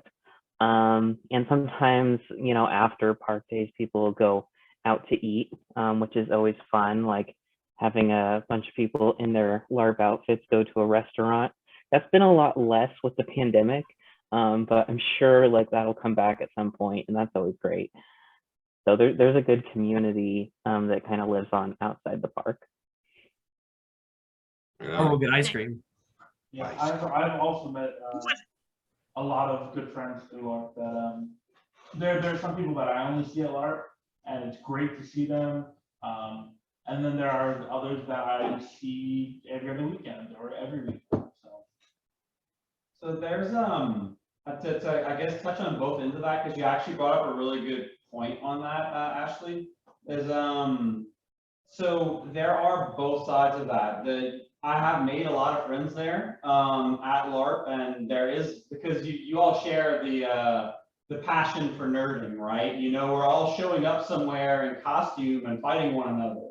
But you do also have, and this is something I guess more unique to LARP, is you are still gonna fight that guy. And when this is done, you go back to the regular world, you know, where, and your F&M or your nationals is actually, I'm a nerd, there's Digimon card game nationals is going on right now. So I have friends there. So you might go against a person and beat them, and their feelings are hurt, but you're never gonna see them again. I'm not gonna say it doesn't matter. I mean, their feelings are hurt, they just lost. But like, I'm gonna make a comparison here, where if I fight you and I kill you, I killed you in make-believe. I'm not shocking anyone there saying that. So some people have issues separating, we call that metagaming and bleeding, in that switch of LARPad killed me or Brawl killed me. So I have an issue with LARPad now. And that falls more into the competitive side of it, because yes, we are competitive. We're all, everybody to a degree has main characteritis, right? You know, you want the things that you want, and you want your goals to be achieved, and your friends are going to help you, and you're going to help them, and you have your own idea of what you want the LARP to be. And that, but that competitiveness is there. It is, and your best LARPers are the ones that can switch that, flip that switch and say, all right, cool, we're done now, and you killed me. Are we winning Chinese? Like, what's happening now? You know, but that competitiveness is there, and the ability to switch that on and off is a very important skill in what we do. So does that happen often where, say, you hit somebody and they're just like, you didn't hit me, or no way, you know, that didn't happen? Does that happen very often? How do you deal with those situations? Anybody? De-escalation is a really important, an important part of like any kind of like social community gathering thing, but especially when you have anything competitive, and you have to be able to like reset a fight, or you have to be able to communicate directly with your fighters. In Amtgard, because everything is so crazy fast, communication is extremely important. And like the more communicative you are, like the better it'll go for everybody. Because, you know, it's an honor-based game and nobody wants to accuse anybody else of cheating, but like being able to talk about like, yeah, I threw the wrap shot, and then I picked up my guard and I felt you hit my hand, which in Amtgard, if your hand is on your weapon, it's like not a legal shot. And I felt like contact against my hand, so hand block. And then as I threw to your shoulder, you stabbed me. You know, like those kind of things, those kind of discussions between fighters is like of paramount importance for us to be able to smoothly like work out kinks in our game. And it's really important to like teach and like, you know, encourage a culture of communication and like non-accusational language. You're like, you sloughed my shot, you cheater, you know, like don't do that. You know, it's really important to like phrase things like, hey, so when I threw this and I felt like a little contact here, did you feel anything? You know, being able to present something in like a non-accusational, non-determined like language, like I'm not saying you're dead, you know, I'm not saying it's over for you, so you're not on the defensive. I'm asking you what you felt. You know, those kind of things like really help to like as like act like a, you know, a good like lubricant for communication and being able to progress through like a tournament or even just in your day-to-day fighting. So our fighters are always encouraged to communicate, even just like in their weekend practice or whatever, you know, like about these things. And that's what generates fewer issues, is like working on your culture proactively in order to like raise up all your fighters to be able to communicate at a basic level that like helps enable gameplay. Sometimes you have to be able to be like, the Reeve's word is law, and you don't argue with the Reeve. So if the Reeve is like, that shot was late, you're dead, that's how it went usually. Unless there's like some multiple Reeves on the field, in which case it will always go a head Reeve, and that will be their call. Not every Reeve can always be in a position to see exactly where the shot landed. You know, I Reeve a lot, especially at my local parks and at like tournaments and stuff. So you don't always have a perspective that allows you, even as a person who's like the person in charge of deciding what happened, to know what happened. You have to communicate with your players, and that's A Reeve's like a referee. thing. Yeah, exactly. I think that we're that's one of the kind of culture crafting things that we've done really well at, because I feel like as a community we're really good at being like, you know, in the battle be like, oh, you got my, you know, you got two of my legs actually and dead. People are really good at calling dead or calling what somebody got, you know, you got my leg, I'm posting or whatever. That seems to be done really well at our LARP, and I think that's some of the work that people have put in to like really kind of develop that early on. That just like good sportsmanship kind of thing. And like we had like 3 new players at the park today, and they were already doing that, just like being really good sports, like taking the shots and asking questions. And I think that there's like this stereotype that people think, oh, I'm going to go to a LARP and it's going to be like, I'm just going to be arguing with some nerd that's like, oh, if I hit them in the arm, or what Fireball actually does. But really, you know, when you're there, people are usually really helpful. If they cast a spell and you don't know what it does, they'll tell you, oh, you're frozen for 60 seconds. And that's really important, and something that I think that we do pretty well. Who you call a nerd? Yeah. All of us. What we have. I'm calling all of us nerds. Right on. So what we have is, I haven't really seen too many instances. I think once or twice in my entire time of LARPing where it was like a kind of like a, oh, you guys hit it, no I didn't, and like it turns into an argument. But our community is really good again about the honor system. Sometimes battles get too heated, especially when you go on a mod and the staff is shorthanded, and then we have a monster too, and then you've got 15 people on this one NPC fighting this big bad, and if things are not communicated or something's missed, we've got something called a hold, and something called a hold. We're like, hey, did you take this and this? And I'm like, yeah. Let me. I've got this to counteract that. This to counteract that. This to counteract it. All right, cool. And that's typically how most of our things go, because sometimes there's just so much chaos that you miss things. Yeah, I call our like contact LARP the most intense math class ever. Yeah. Because we are hitting, and we're not, oh, I hit you in the leg, you're posted, or I hit you in the arm and you lose capacity of that arm. We have hit points. It's more RPG stuff. So I'm calling a number when I hit you, and you have, like you're wearing armor like Brawl has. You have toughness that negates X amount of that. So it is, all right, like Joe gave the example of, I'm playing as a monster. And that monster, because you always have more players and you have crew, at least in our scenarios, is fighting 30 people. So he has 1,000 hit points, but you're not hearing every single number, right? So there has to be some sense of honor there where, okay, this guy's swinging 10s. I have to acknowledge that because everyone else is swinging 2s to 3s.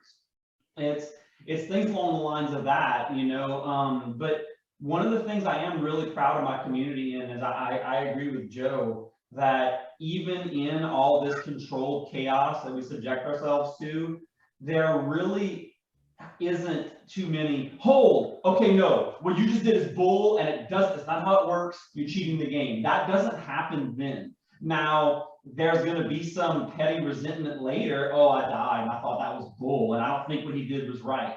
But fortunately, in the heat of the moment, we really don't have that. This didn't happen, and I'm not counting it, or whatever have you, you know? So I'm actually really proud of my community in that sense, because our combat is complicated as hell. Like, it's not as simple as, oh, well, we're just hitting you in the leg, and I'm gonna hit you in the core, and you're dead. Oh, well, how many times did you hit me? Because I have this many hit points, and this many ways to negate it, and this many fantasy ways to dodge your attacks and resist your magics, you know? So I'm actually thinking of it from that sense. I'm actually really proud of my community and how they do handle those. Our honor does uphold our combat, and that's pretty great. Honor amongst nerds. Yeah, right. So I have well, one of the things I'm wondering about, well, I stage a few things here on my computer to help with some visuals. One of the things I'm wondering about is, how does magic work? You know, is it much like RPGs where you have so many slots, or like, and who determines what spells are accessible and what they do, etc. Like that, which is like something I've heard about. I've heard people talk about magic, and I've heard Jamie mention fireballs, which would be awesome. I want to throw fireballs. But how does that work for anybody? Well, for us, when you finish the game, you get things called AP, which is you spend it to get new abilities and stuff. Your build. It builds, yeah. And you can use that to get spells. When you buy a spell, you get so many mana points, and then each spell, depending on what level it is, costs so much mana. And then basically we have multiple different schools of magic, and for each school of magic has a different verbal, and then each verbal from there, as the spell itself gets stronger, adds on more syllables into that verbal. And then most of our delivery methods are through these things here, which is just a piece of cloth and some bird seed and a rubber band that you finish your verbal, you throw it, and most of the time the spell itself has the effect in it, and whoever gets hit by that takes the effect. And you've got a few times where people don't know what it is, and there's a hold again, and they just explain to them. And you have your variant to give a little more depth to the light contact side of that. Like at Mordavia, we might say by word of Heros, I consume power, or necromancer mastery, death. And you have to get that whole verbal off, or the spell doesn't matter. So that we add a complexity to what you're casting. You just cast a death on someone. If that hits someone, they're dead. So there has to be a complexity there, where Nether, another local LARP, they give you a little more freedom in your verbals. You have to just say your 6 words. So like my fiance is a caster there, and she'll say, "Oh no, now you're all wet," and she throws water damage. You know, so it based on your pillars, or how your magic or deities work there, you have more freedom. But all the LARPs that I go to, as far as magic is involved, you have slots or mana, which is a finite amount. No one's just throwing spells infinitely, unless they're cantrips, you know, similar to D&D almost, or something similar to that. Your super weak spells, you can throw them all day. At light contact LARP, we call it birdseed over boffers, because you're typically, because of the light contact nature, your casters have an advantage in that sense, because they do get to have the range control there. They're throwing birdseed at you forever, and when you get there, they're in trouble. But you know, I'm kind of going on a tangent there, but your magic works that way. I'm actually really interested to hear how you guys' magic works, though. So I'd love to talk to you, but first I gotta talk to Joe. Joe, were you saying I make this item whole again? Wait, what? Did you say like earlier, like I make this item whole again as like an example of a spell? No, Oh, okay, because that's our men's spell, and I was like, do we have the same spell? No, we have mending spells, but it's not, no, Yeah. we didn't go full circle, unfortunately. Okay, so there's a lot of similarities here. So the way that magic works in Amtgard, and we have like martial classes who are, you know, the not spell casters, and then we have magic casters. 4 classes, healer, bard, wizard, and druid, for like our magic casting classes. And the way that you get to higher magic in our game is through attendance. So like to get to level 6, which is the top like level in our game, it's just 6. Most of our math kind of stops around 6 actually for like armor. So if I have like a 6-point torso piece, 1, 2, 3, 4, 5, 6, and then I'm dead. So like 7 maybe. Like that's where our math kind of ends. But we have magic that is like given to you based on your level, and then at every level you get 5 magic points to invest into your spell list. And I believe that there's even an app now called Spellbook. I'm trying to see if I can find it. But it's like an app for tracking. It might be like a different kind of spellbook. I'll see if I can find it when we provide like links. But it's a way that you could just quickly like do up your spell list for all of your levels. And the way that it is like if you have like 6 levels and 5 magic points at each level or something, then it like excess at the higher levels go down to the lower levels. So we have like spells which are incantations, like what you said. This is like a verbal command or a statement that you say a number of times, and then the spell goes off, and that has the effect. We require like 2 unique designators or the name of the player. So we like LARP dad, you know, I smite off your head or something. It's not quite like that. That's not an example of a real magic spell. I don't really do a lot of magic because I struggle and I stutter a lot. So I'm usually a monk. But I know how magic works from reading, and we also have like spell balls as like an example, as like a projectile. So for example, Good, yeah, I was wondering how you guys administer these. Yeah, I want to know. so we say spell balls, but the technical term is a magic ball, and it's a ball of a certain color. This one is white, so the closest this would be an ice ball. Okay. And then you charge, you know, your magic with like a little. There's like an incantation to charge something that you throw as well. Yeah. And then you just whoop, and if it hits them, if they're not immune to that school of magic, which we also have, then they take the effect, which might just be they're frozen for 60 seconds, which means that they just don't move and they don't attack, but no one can kill them because they're like, you think of them like literally frozen, so they can't just like be hacked to death or whatever ice. Or like entangled, which just stops your legs, but you can still fight. Or that's called the stopped effect, like that entangle, like it would be a brown ball in that case. Or a green ball, which would be stunned, which means that you are just completely helpless. It's very rare in our game for anybody to use them, but it's very funny because then they're just like crap. Yeah. Once you get hit with it. So like how long does it like if I decided I wanted to be a spellcaster and I wanted to show up at every weekend event, how long would it take to get to level 6? If you showed up at like, well, here's the cool thing about our kingdom.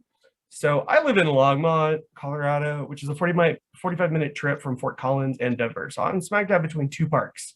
The park that I'm from, the Duchy of the Iron Mountains, they fight on Saturdays. Fort Collins Park, the Northern Holdfast, they fight on Sundays. Each can get me a credit. If I only had 1 park to go from, it would take you a year and a week. Take you 53 credits to become fully powerful. At twice a year, you know, like that's half a year. You know, and if you can get other events, like event credits actually count for multiples, like 3 or 4 or 5. It depends on the type of event, and there's multiple events. There's events in every kingdom that go on like twice a reign. So you could travel a lot and get it in like probably like a few months, honestly, if you chose to. But there's like an investment to getting your levels, and all of these things are tracked in the Amtgard like ORK, the online record keeper. So all of our credit system is kept in the database. You know. Yeah. And we have we have a rule book, kind of like with tabletop gaming, and there's Player's handbook. yeah, there's classes. So like this is monk, and you can see like on the table you get certain abilities per level. So like I play monk because it's kind of cool because I'm immune to a lot of the magic that people cast, and I can block arrows that people shoot at me and stuff like that. But yeah, there's different abilities that you gain per level, and then those, I don't remember how many credits, but it's somewhere actually in here.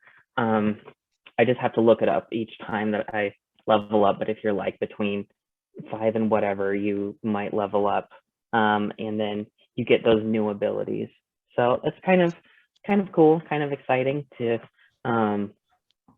have those. And I haven't played a lot of the magic classes yet, but we have some players at our park that really enjoy it. And Multi-class? no.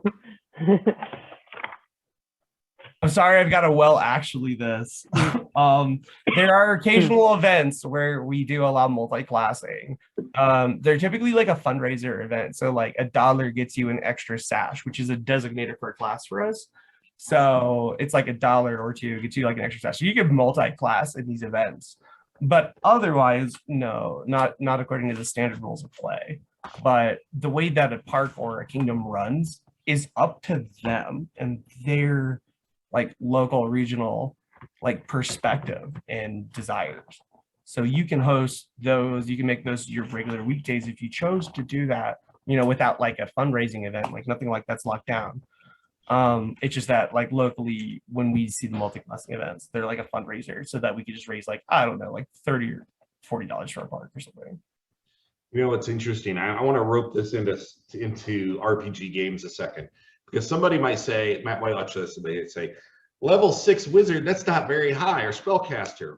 Well, Gary Gygax was famously asked, what level do you think Gandalf was?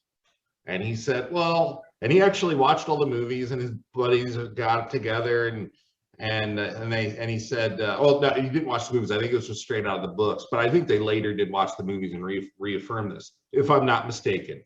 But he said, you know, Gandalf's no more than a level 5 or 6. There's no spell he uses in any of the books or movies that could not be attributed to a spell that would be cast by a level 5 or 6 wizard in D&D. And of course, he's probably talking first edition, right? But I thought it was an interesting aside to that little tidbit. But anyway, oh, there he is, little plushy Gandalf. I love it. He did. You know, I don't even get me started on Lord of the Rings, because Matt, I think that's how we became friends. Originally met on Instagram was through our love of Lord of the Rings. That's right. She's got a massive number of figures that I'm super jealous of in the back there.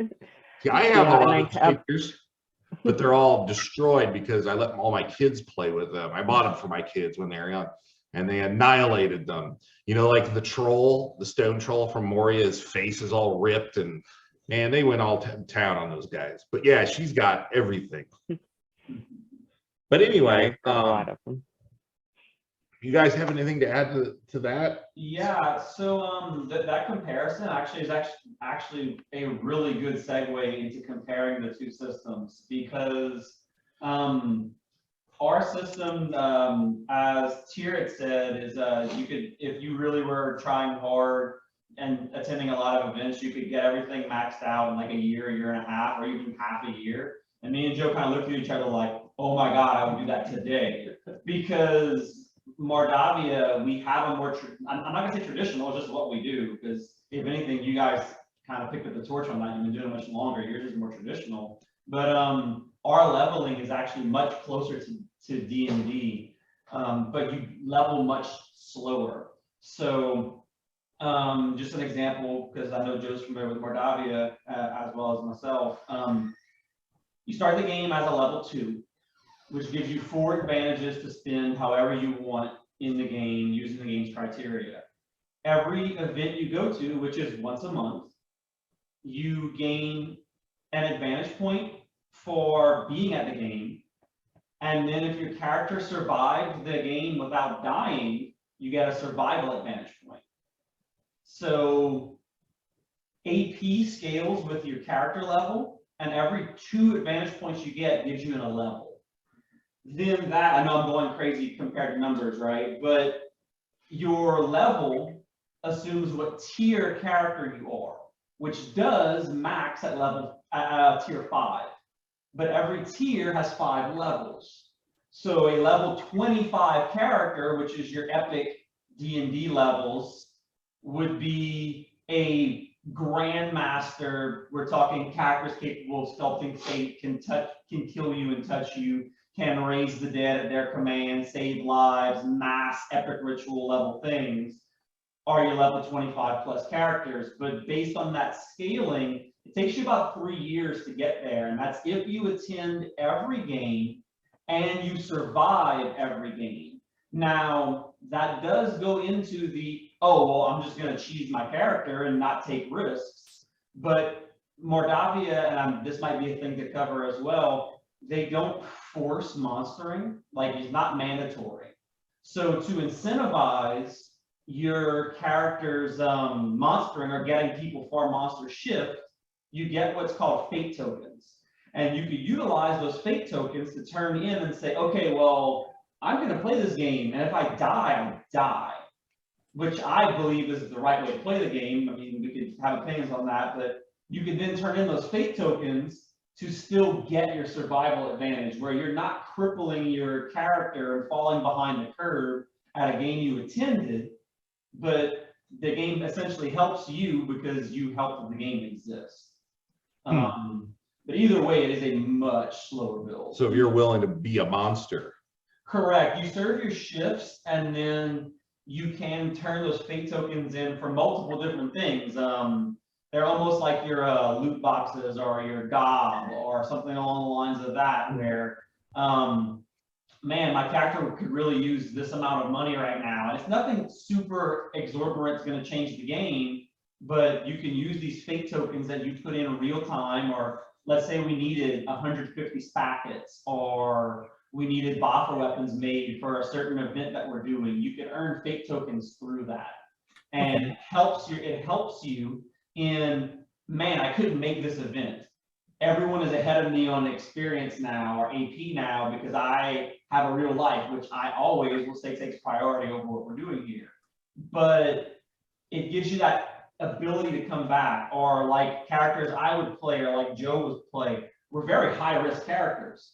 So the reward of not dying doesn't come to me very often unless I am doing this time, and that way I get the full experience while giving that experience to everyone else. I hope I'm coming across right in this. Like Yeah, so basically if you invest your free time into building stuff for the events, or you're willing to invest your time to act as a monster, you can kind of make up for that lost time or make up for dying so much. Correct.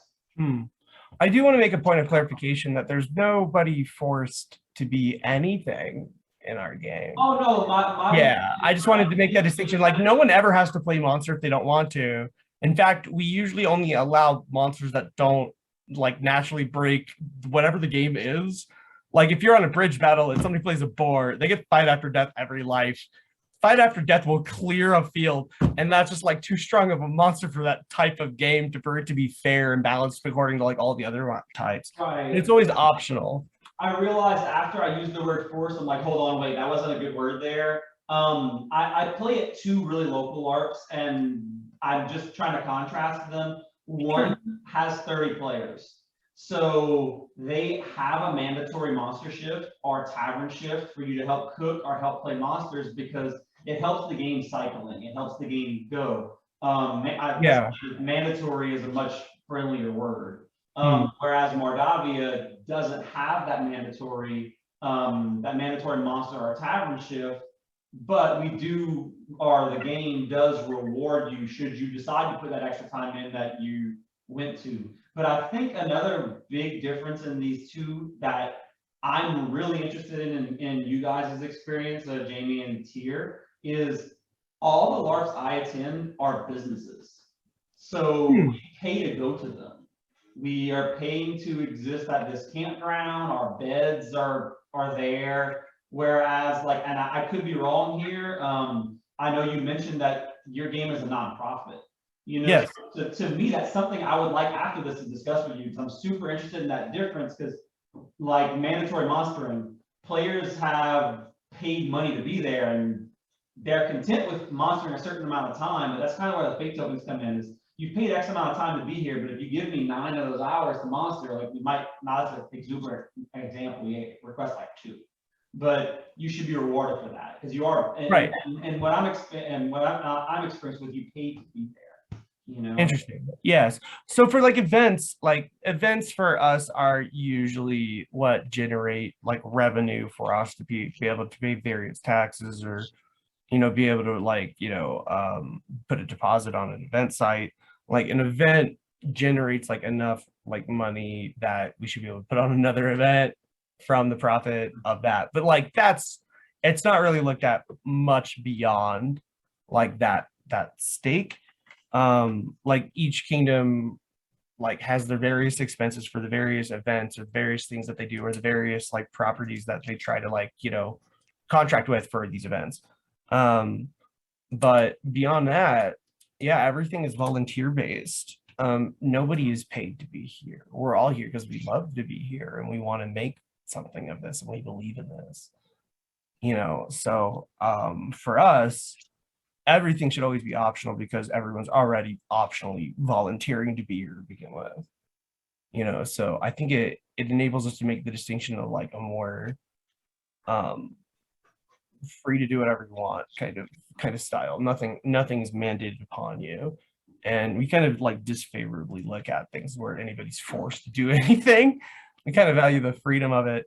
And also for us, like it's expected. The reason why we have a very short turnover for like achieving a high level of classhood is because we want to encourage you to try out the classes. And your persona can be like picked up or dropped, but your account with the orc is tied to your personhood. So your levels go to your person, and you can create a persona based off of whatever your levels in any class that you have or any combination thereof. So for us, we want you to be able to have like a diversity of like play styles available to you that are fun and engaging and interesting and, you know, pique your curiosity, get you interested in building this, whatever kind of thing. It's meant to be a little bit more Mario Party-esque, where you just kind of get to play a bit more types of mini games, you know, rather than just get locked into like the same play style of a specific game kind of thing. We are all, of course, playing according to the same rule set. So like we're all in the same game, but like your experience of the game will differ depending on if you're playing like a specific class or if you're playing a magic class with a very different spell list than you normally play it as. Your ability to diversify and change your play style on the week, you know, is important to us as part of like what makes our game like replayable. I think one of the differences though too, the little bit that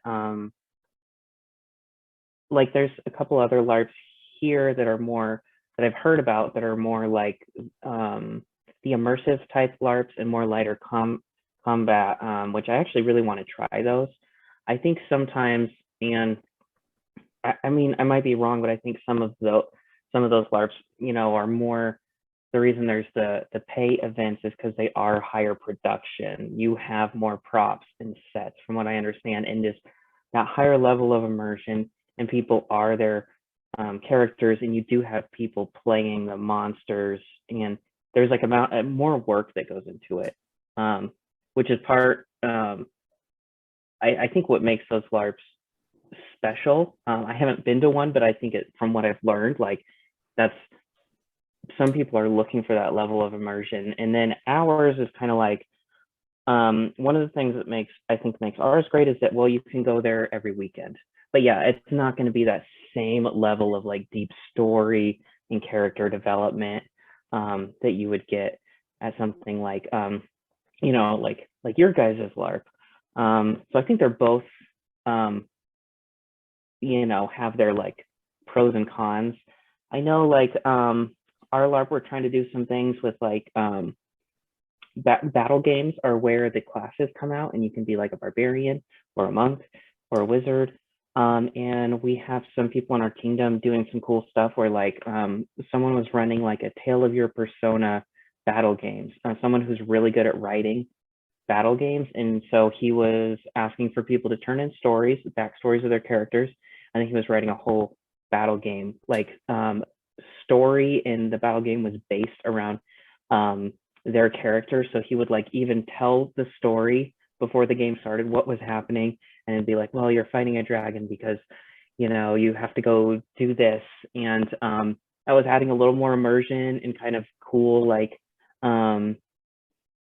role play kind of, or as we call it in the LARP community, flirtiness to the park. And so that was really cool. But I think that the little bit that I've learned being a new LARPer, there is a reason for the difference there with the more the ones that have, you know, a price to get into the event, and then the ones that are like ours that are just free on the weekend. And I think it seems like the reasons that we're different are also what makes each one kind of special. I know I definitely want to try the event ones at some point too. Right. Like, I would see just from what I'm hearing from you guys is playing every weekend with people. You guys are going to develop just naturally develop a way more, or a way better sense of camaraderie out of play. Like you guys are going to, because you see each other every weekend, you know, theoretically. Whereas I have played games with people for 5 years and I still don't even know their real name, you know? So our camaraderie is in play. It is a oh, this is Ting Ting, the Zana, you know, this is this character. Right. And even to the point that when I do know that his name is this, like, he's Ting Ting, sorry about you. You know, like if that's how I spend time with this person. But yeah, I think the money side of it, yeah, you do are on the business side of it, like the light contact, like what I'm used to. You do get that. Yeah, we just dumped $500 into making the tavern look awesome. We have these lanterns, we put these shades over the lights so it has good lighting and like stuff. But atmosphere. Yes, but with that comes the expectation of a player that came to this LARP and said, I spent $60 on this, and this better look like I spent $60 on this. You know, so the goblins, they better have goblin masks. There better be something. Is we understand, you see what you see, and like we're not fighting little goblins. I get that, and everyone understands that, but the expectation is much higher because at the end of the day, you are making a product that you sold. Versus we are a bunch of friends that came together and we see each other every week. I guess I'm more just elaborating because I agree 100% with Jamie. Like I see both sides of this, and I want to do what you guys are doing so bad right now. Like I don't know if I'm properly saying that. I want to try it so bad. Yeah, come to Amcard. Yeah, I see where they're both different and where they both offer something really, really interesting. You know. So yeah, a normal fee for you guys, $60. Mordavia is based on its location. We utilize 2 different locations at Fountain Blue Park here, which is a state park. They already have all the bunks for us. We do offer tent options. I say we, it's a really bad habit. I used to be an owner of LARPworks / Mordavia. I sold out of that because I wanted to be a player again and kind of design my own things without jumping ahead of myself there. We'll just leave it at that. So, but the price for Mordavia is anywhere between $45 and $60.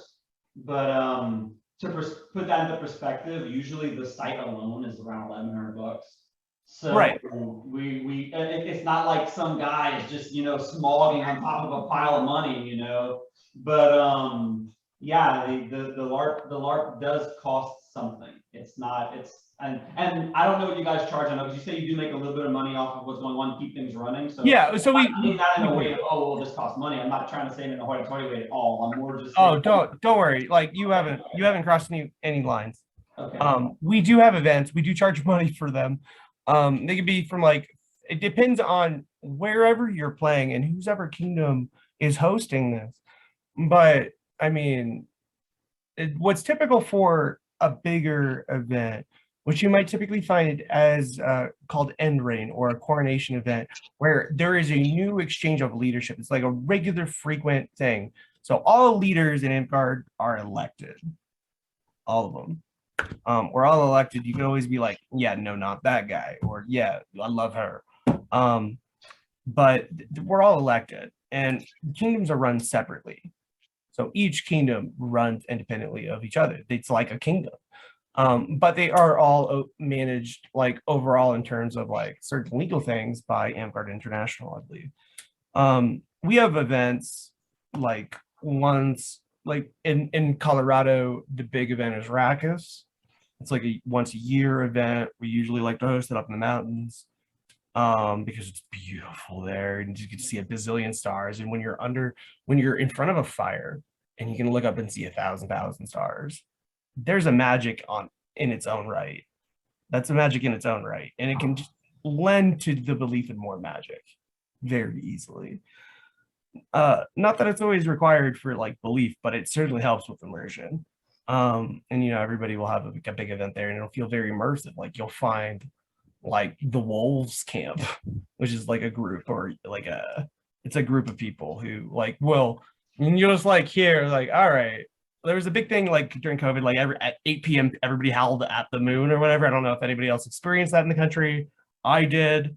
But they do that sometimes at the event and you're like, that's the wolves, and like everyone is kind of bringing their own immersive spirit to it. And we're building something as kind of like a community interested for the sake of doing it. We do have to charge money because event sites are expensive, and like Amtgard people like tend to really like nicer sites. Like we need bathrooms and showers and like our own cabins and like it can't all be tempting. That's totally fine. And there's still always a struggle with finding like accessible, or I should say like sites with like accessibility features for like disabled players and players who may have like issues. They might require access to like a ramp or something. Like those things are always a challenge when you're trying to like plan your events, and you want to get as many like great things for your people as you can. But when you're not a business, like you can't just bankroll it. Everything being volunteer based means that it's, well, community is what you make it, and that's what I believe. And sometimes there's like just times when your community doesn't have the funds to get the ultra deluxe site that you want, so fundraising is also a volunteer effort. There's nobody like put in charge of like how to get money for us. So it does create its own set of problems and its own set of constraints, and it has its own rewards for sure. But like, I think there's still like a lot that we could learn from, each other, like even though that we're different like business models. Yeah, for sure. So we're like past the 2-hour mark, sailed past it, but there's a few things I want to touch on real fast before we call it an evening. One of the things I wanted to do is I wanted, just for folks who don't understand the concept of what you guys are doing, I have a video here of a Ragnarok battle just to share. It's about 30 seconds of just to You gotta see it. Yeah. just to let's see here, we'll do this one and that one and share a bit so everyone. Simeon has hyped me about this like in person before, like he's talked to me about it, and I've just been stoked to go. So yeah, and there's quite a lot of people here, and of course he was talking about several thousand people showing up there, and I'm only going to show like 30 seconds of the video because I don't own the video, but we can sample a little bit of taste. Yeah. I'm going to fast forward here and we can kind of show people going crazy. That guy's on his knees. I assume he got clobbered in his legs, right? Yeah, typically if you get hit and dag, if you're stabbed, your limb isn't lost. It's there, but not functional. If you get slashed there, you lose the limb. So you can end up what's called really funnily, like it's funny because like you can end up stabbed in all of your limbs, but your torso is fine, and it's called being potato sacked. Which is like also this like shame humiliation thing to do. Like if you want to like teach like somebody a lesson, but I don't think I could say that like I've seen that in 10 years. So but like that's still part of their game. So like if you're stabbed, like you have it, but it's not lost. You just can't do anything with it. If you're stabbed in the arm, you can't hold your sword or anything. You're just like Ace Ventura, tranquilizer kind of thing. Yeah, and we've seen a lot of people doing what you guys described earlier, placing their hands on their head or their weapon on their head there. It's right. It certainly helps when like somebody's rushing you from behind or somebody's like trying to like sneak into the line to backstab everybody so that they just know not to like, kidney stab you. well, that guy just took a hit right over the hay bales there. Oh, yeah. Anyway, They also have things like grappling in Dagger here, which we don't have in Amtgard. We typically maintain like personal space rules a little bit differently. so the other thing I wanted to talk about is, LARPing used to be something, at least from my perspective, and as I read a little bit online as I prepared for this, it seemed to be something, as in the basement, so to speak, as Dungeons and Dragons was in the early 80s and so forth. LARPing used to be even like more underground, right? Like fewer players and less well known, but it has emerged in kind of pop culture with a few movies in the last decade. Okay. So one of them, I think, as I share this image, it's listed as a horror movie, but it's comedy. It is a comedy. Oh, Knights of Badassdom then? Yes, Knights of Yeah. Badassdom. So I'm going to share this. I love that movie. It's a good movie. It is a good movie. So you got a young Peter Dinklage there. I don't know the other actors, but it is pretty funny. But it has a lot of the elements of what you guys are talking about. And it's much more RPG oriented. When I saw it, it seemed like they were going on more quests than they were full-fledged battles. Now the other one is completely different. It's let me see where I got it here. I don't know if any of you guys have seen The Wild Hunt. Oh, I've not. Do I have a new LARP movie to watch? That It's is- really strange because we actually have a wild hunt in Mordavia. I only assume it's not related. So this movie, I watched it, getting ready for everything. I watched it, and this is about a LARP that goes off the rails and gets serious. I'm gonna watch this. And so where we were talking about the camaraderie and the honor, the honor systems and so forth, well, honor and pride and everything kind of go off the rails and they go at each other for reals. So the Wild Hunt is another one. It might be interesting. I enjoyed it, and as somebody who doesn't LARP or anything, I thought it was really cool. But something to think about. But Right. Yeah, I'm gonna check that out. I will too. and Jamie, there is a Mjolnir there that's Yep. they talk about quite a lot in the movie. That's Yeah. I didn't pass the inspection.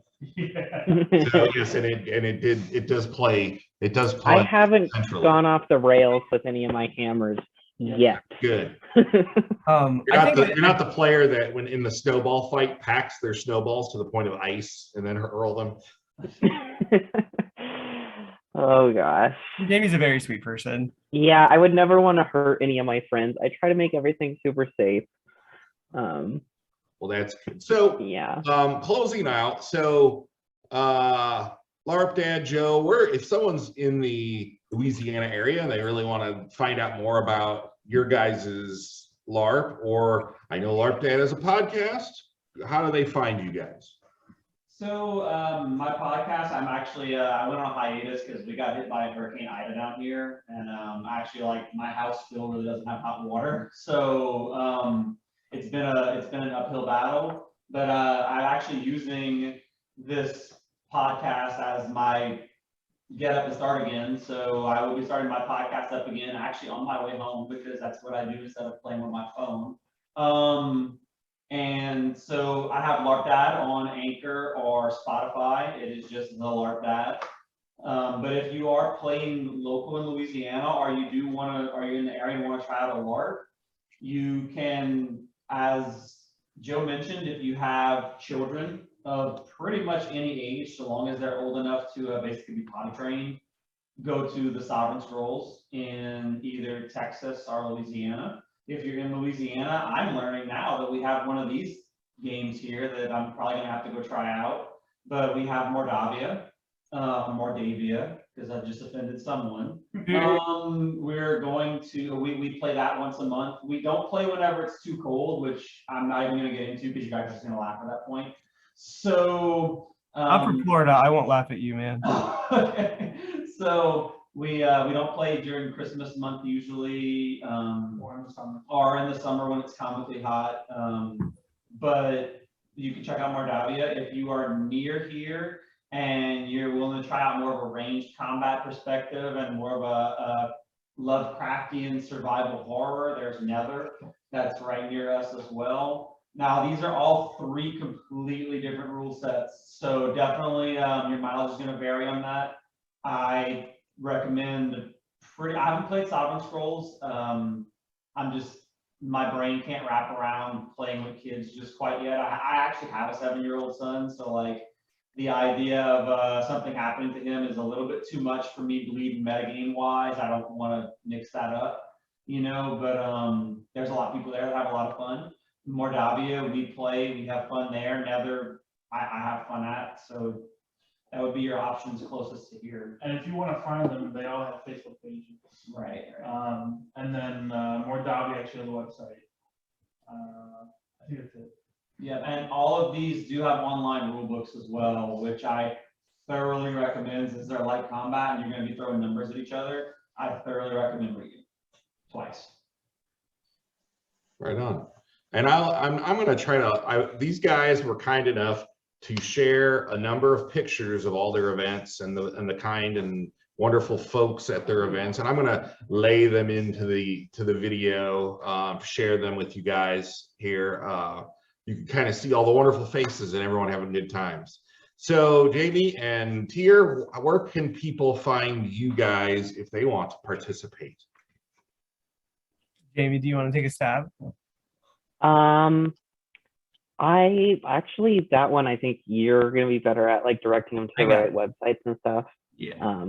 Okay. And then maybe we can throw in something about Daga here for Simeon. Yeah, let's do that first.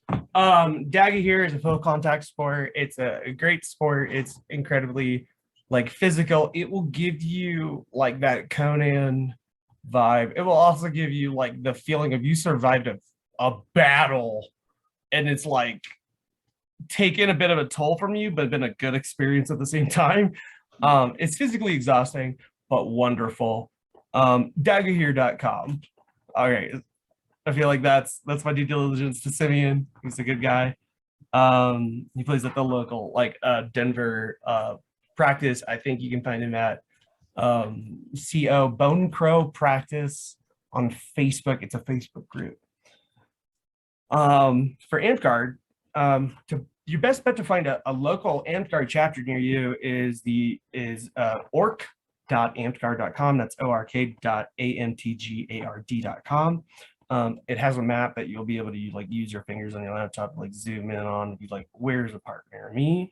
So it's like an active map of parks. If you're curious about more information about Amtgard, please check us out at amtgard.com or wiki.amtgard.com if you just want to read a wiki about us. And for local Empire of the Iron Mountains, we have our own website called amtgard-im.com.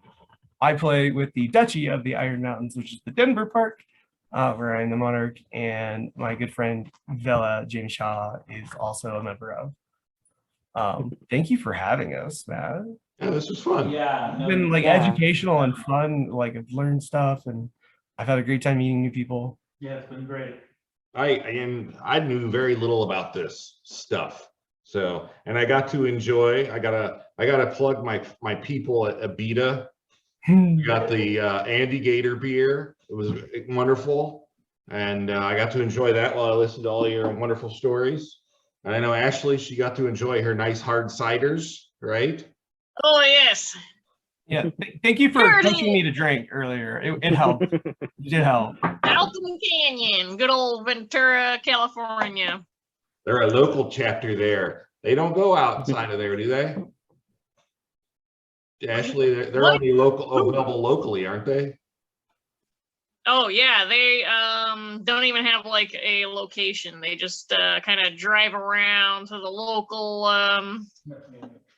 liquor shops and I thought you were going to deposit say what they they just got. like open a stand on the corner of a street somewhere, like right next to a vegetable vendor, and sell their beer. Possibly. That would be great.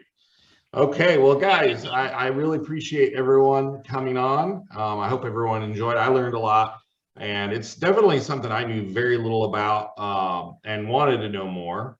Ashley, Same. Yeah. yes, I could tell that Lady Goldmoon there was quite enraptured, and we got the fish shield. I want that Good old thing so bad. fishy. Yes. That I am inspired. See, my character in the current Mordavia is the tavern chef. oh, My drive to fight people with a large fish now is just unreal. There you go. I live Fish to slap. inspire people. I swear I do. Like if I can build something ridiculous and I get a reaction out of you that is like a mix of like either like awe or inspiration, I feel really, really good. So I'm glad to have inspired you. Well, all right. Well, thanks everybody. Ashley, as always, you've been wonderful. Always, each of you, Jamie, Tier, Joe, and LARP Dad. It's been wonderful. Thank you so much. And you, we'll Matt. catch you Cheers. all Thank you. next week. Cheers. Farewell. LARP on. LARP on. If you like what we do here on the channel, don't forget to like, comment, subscribe, and hit the bell, because it really helps us out.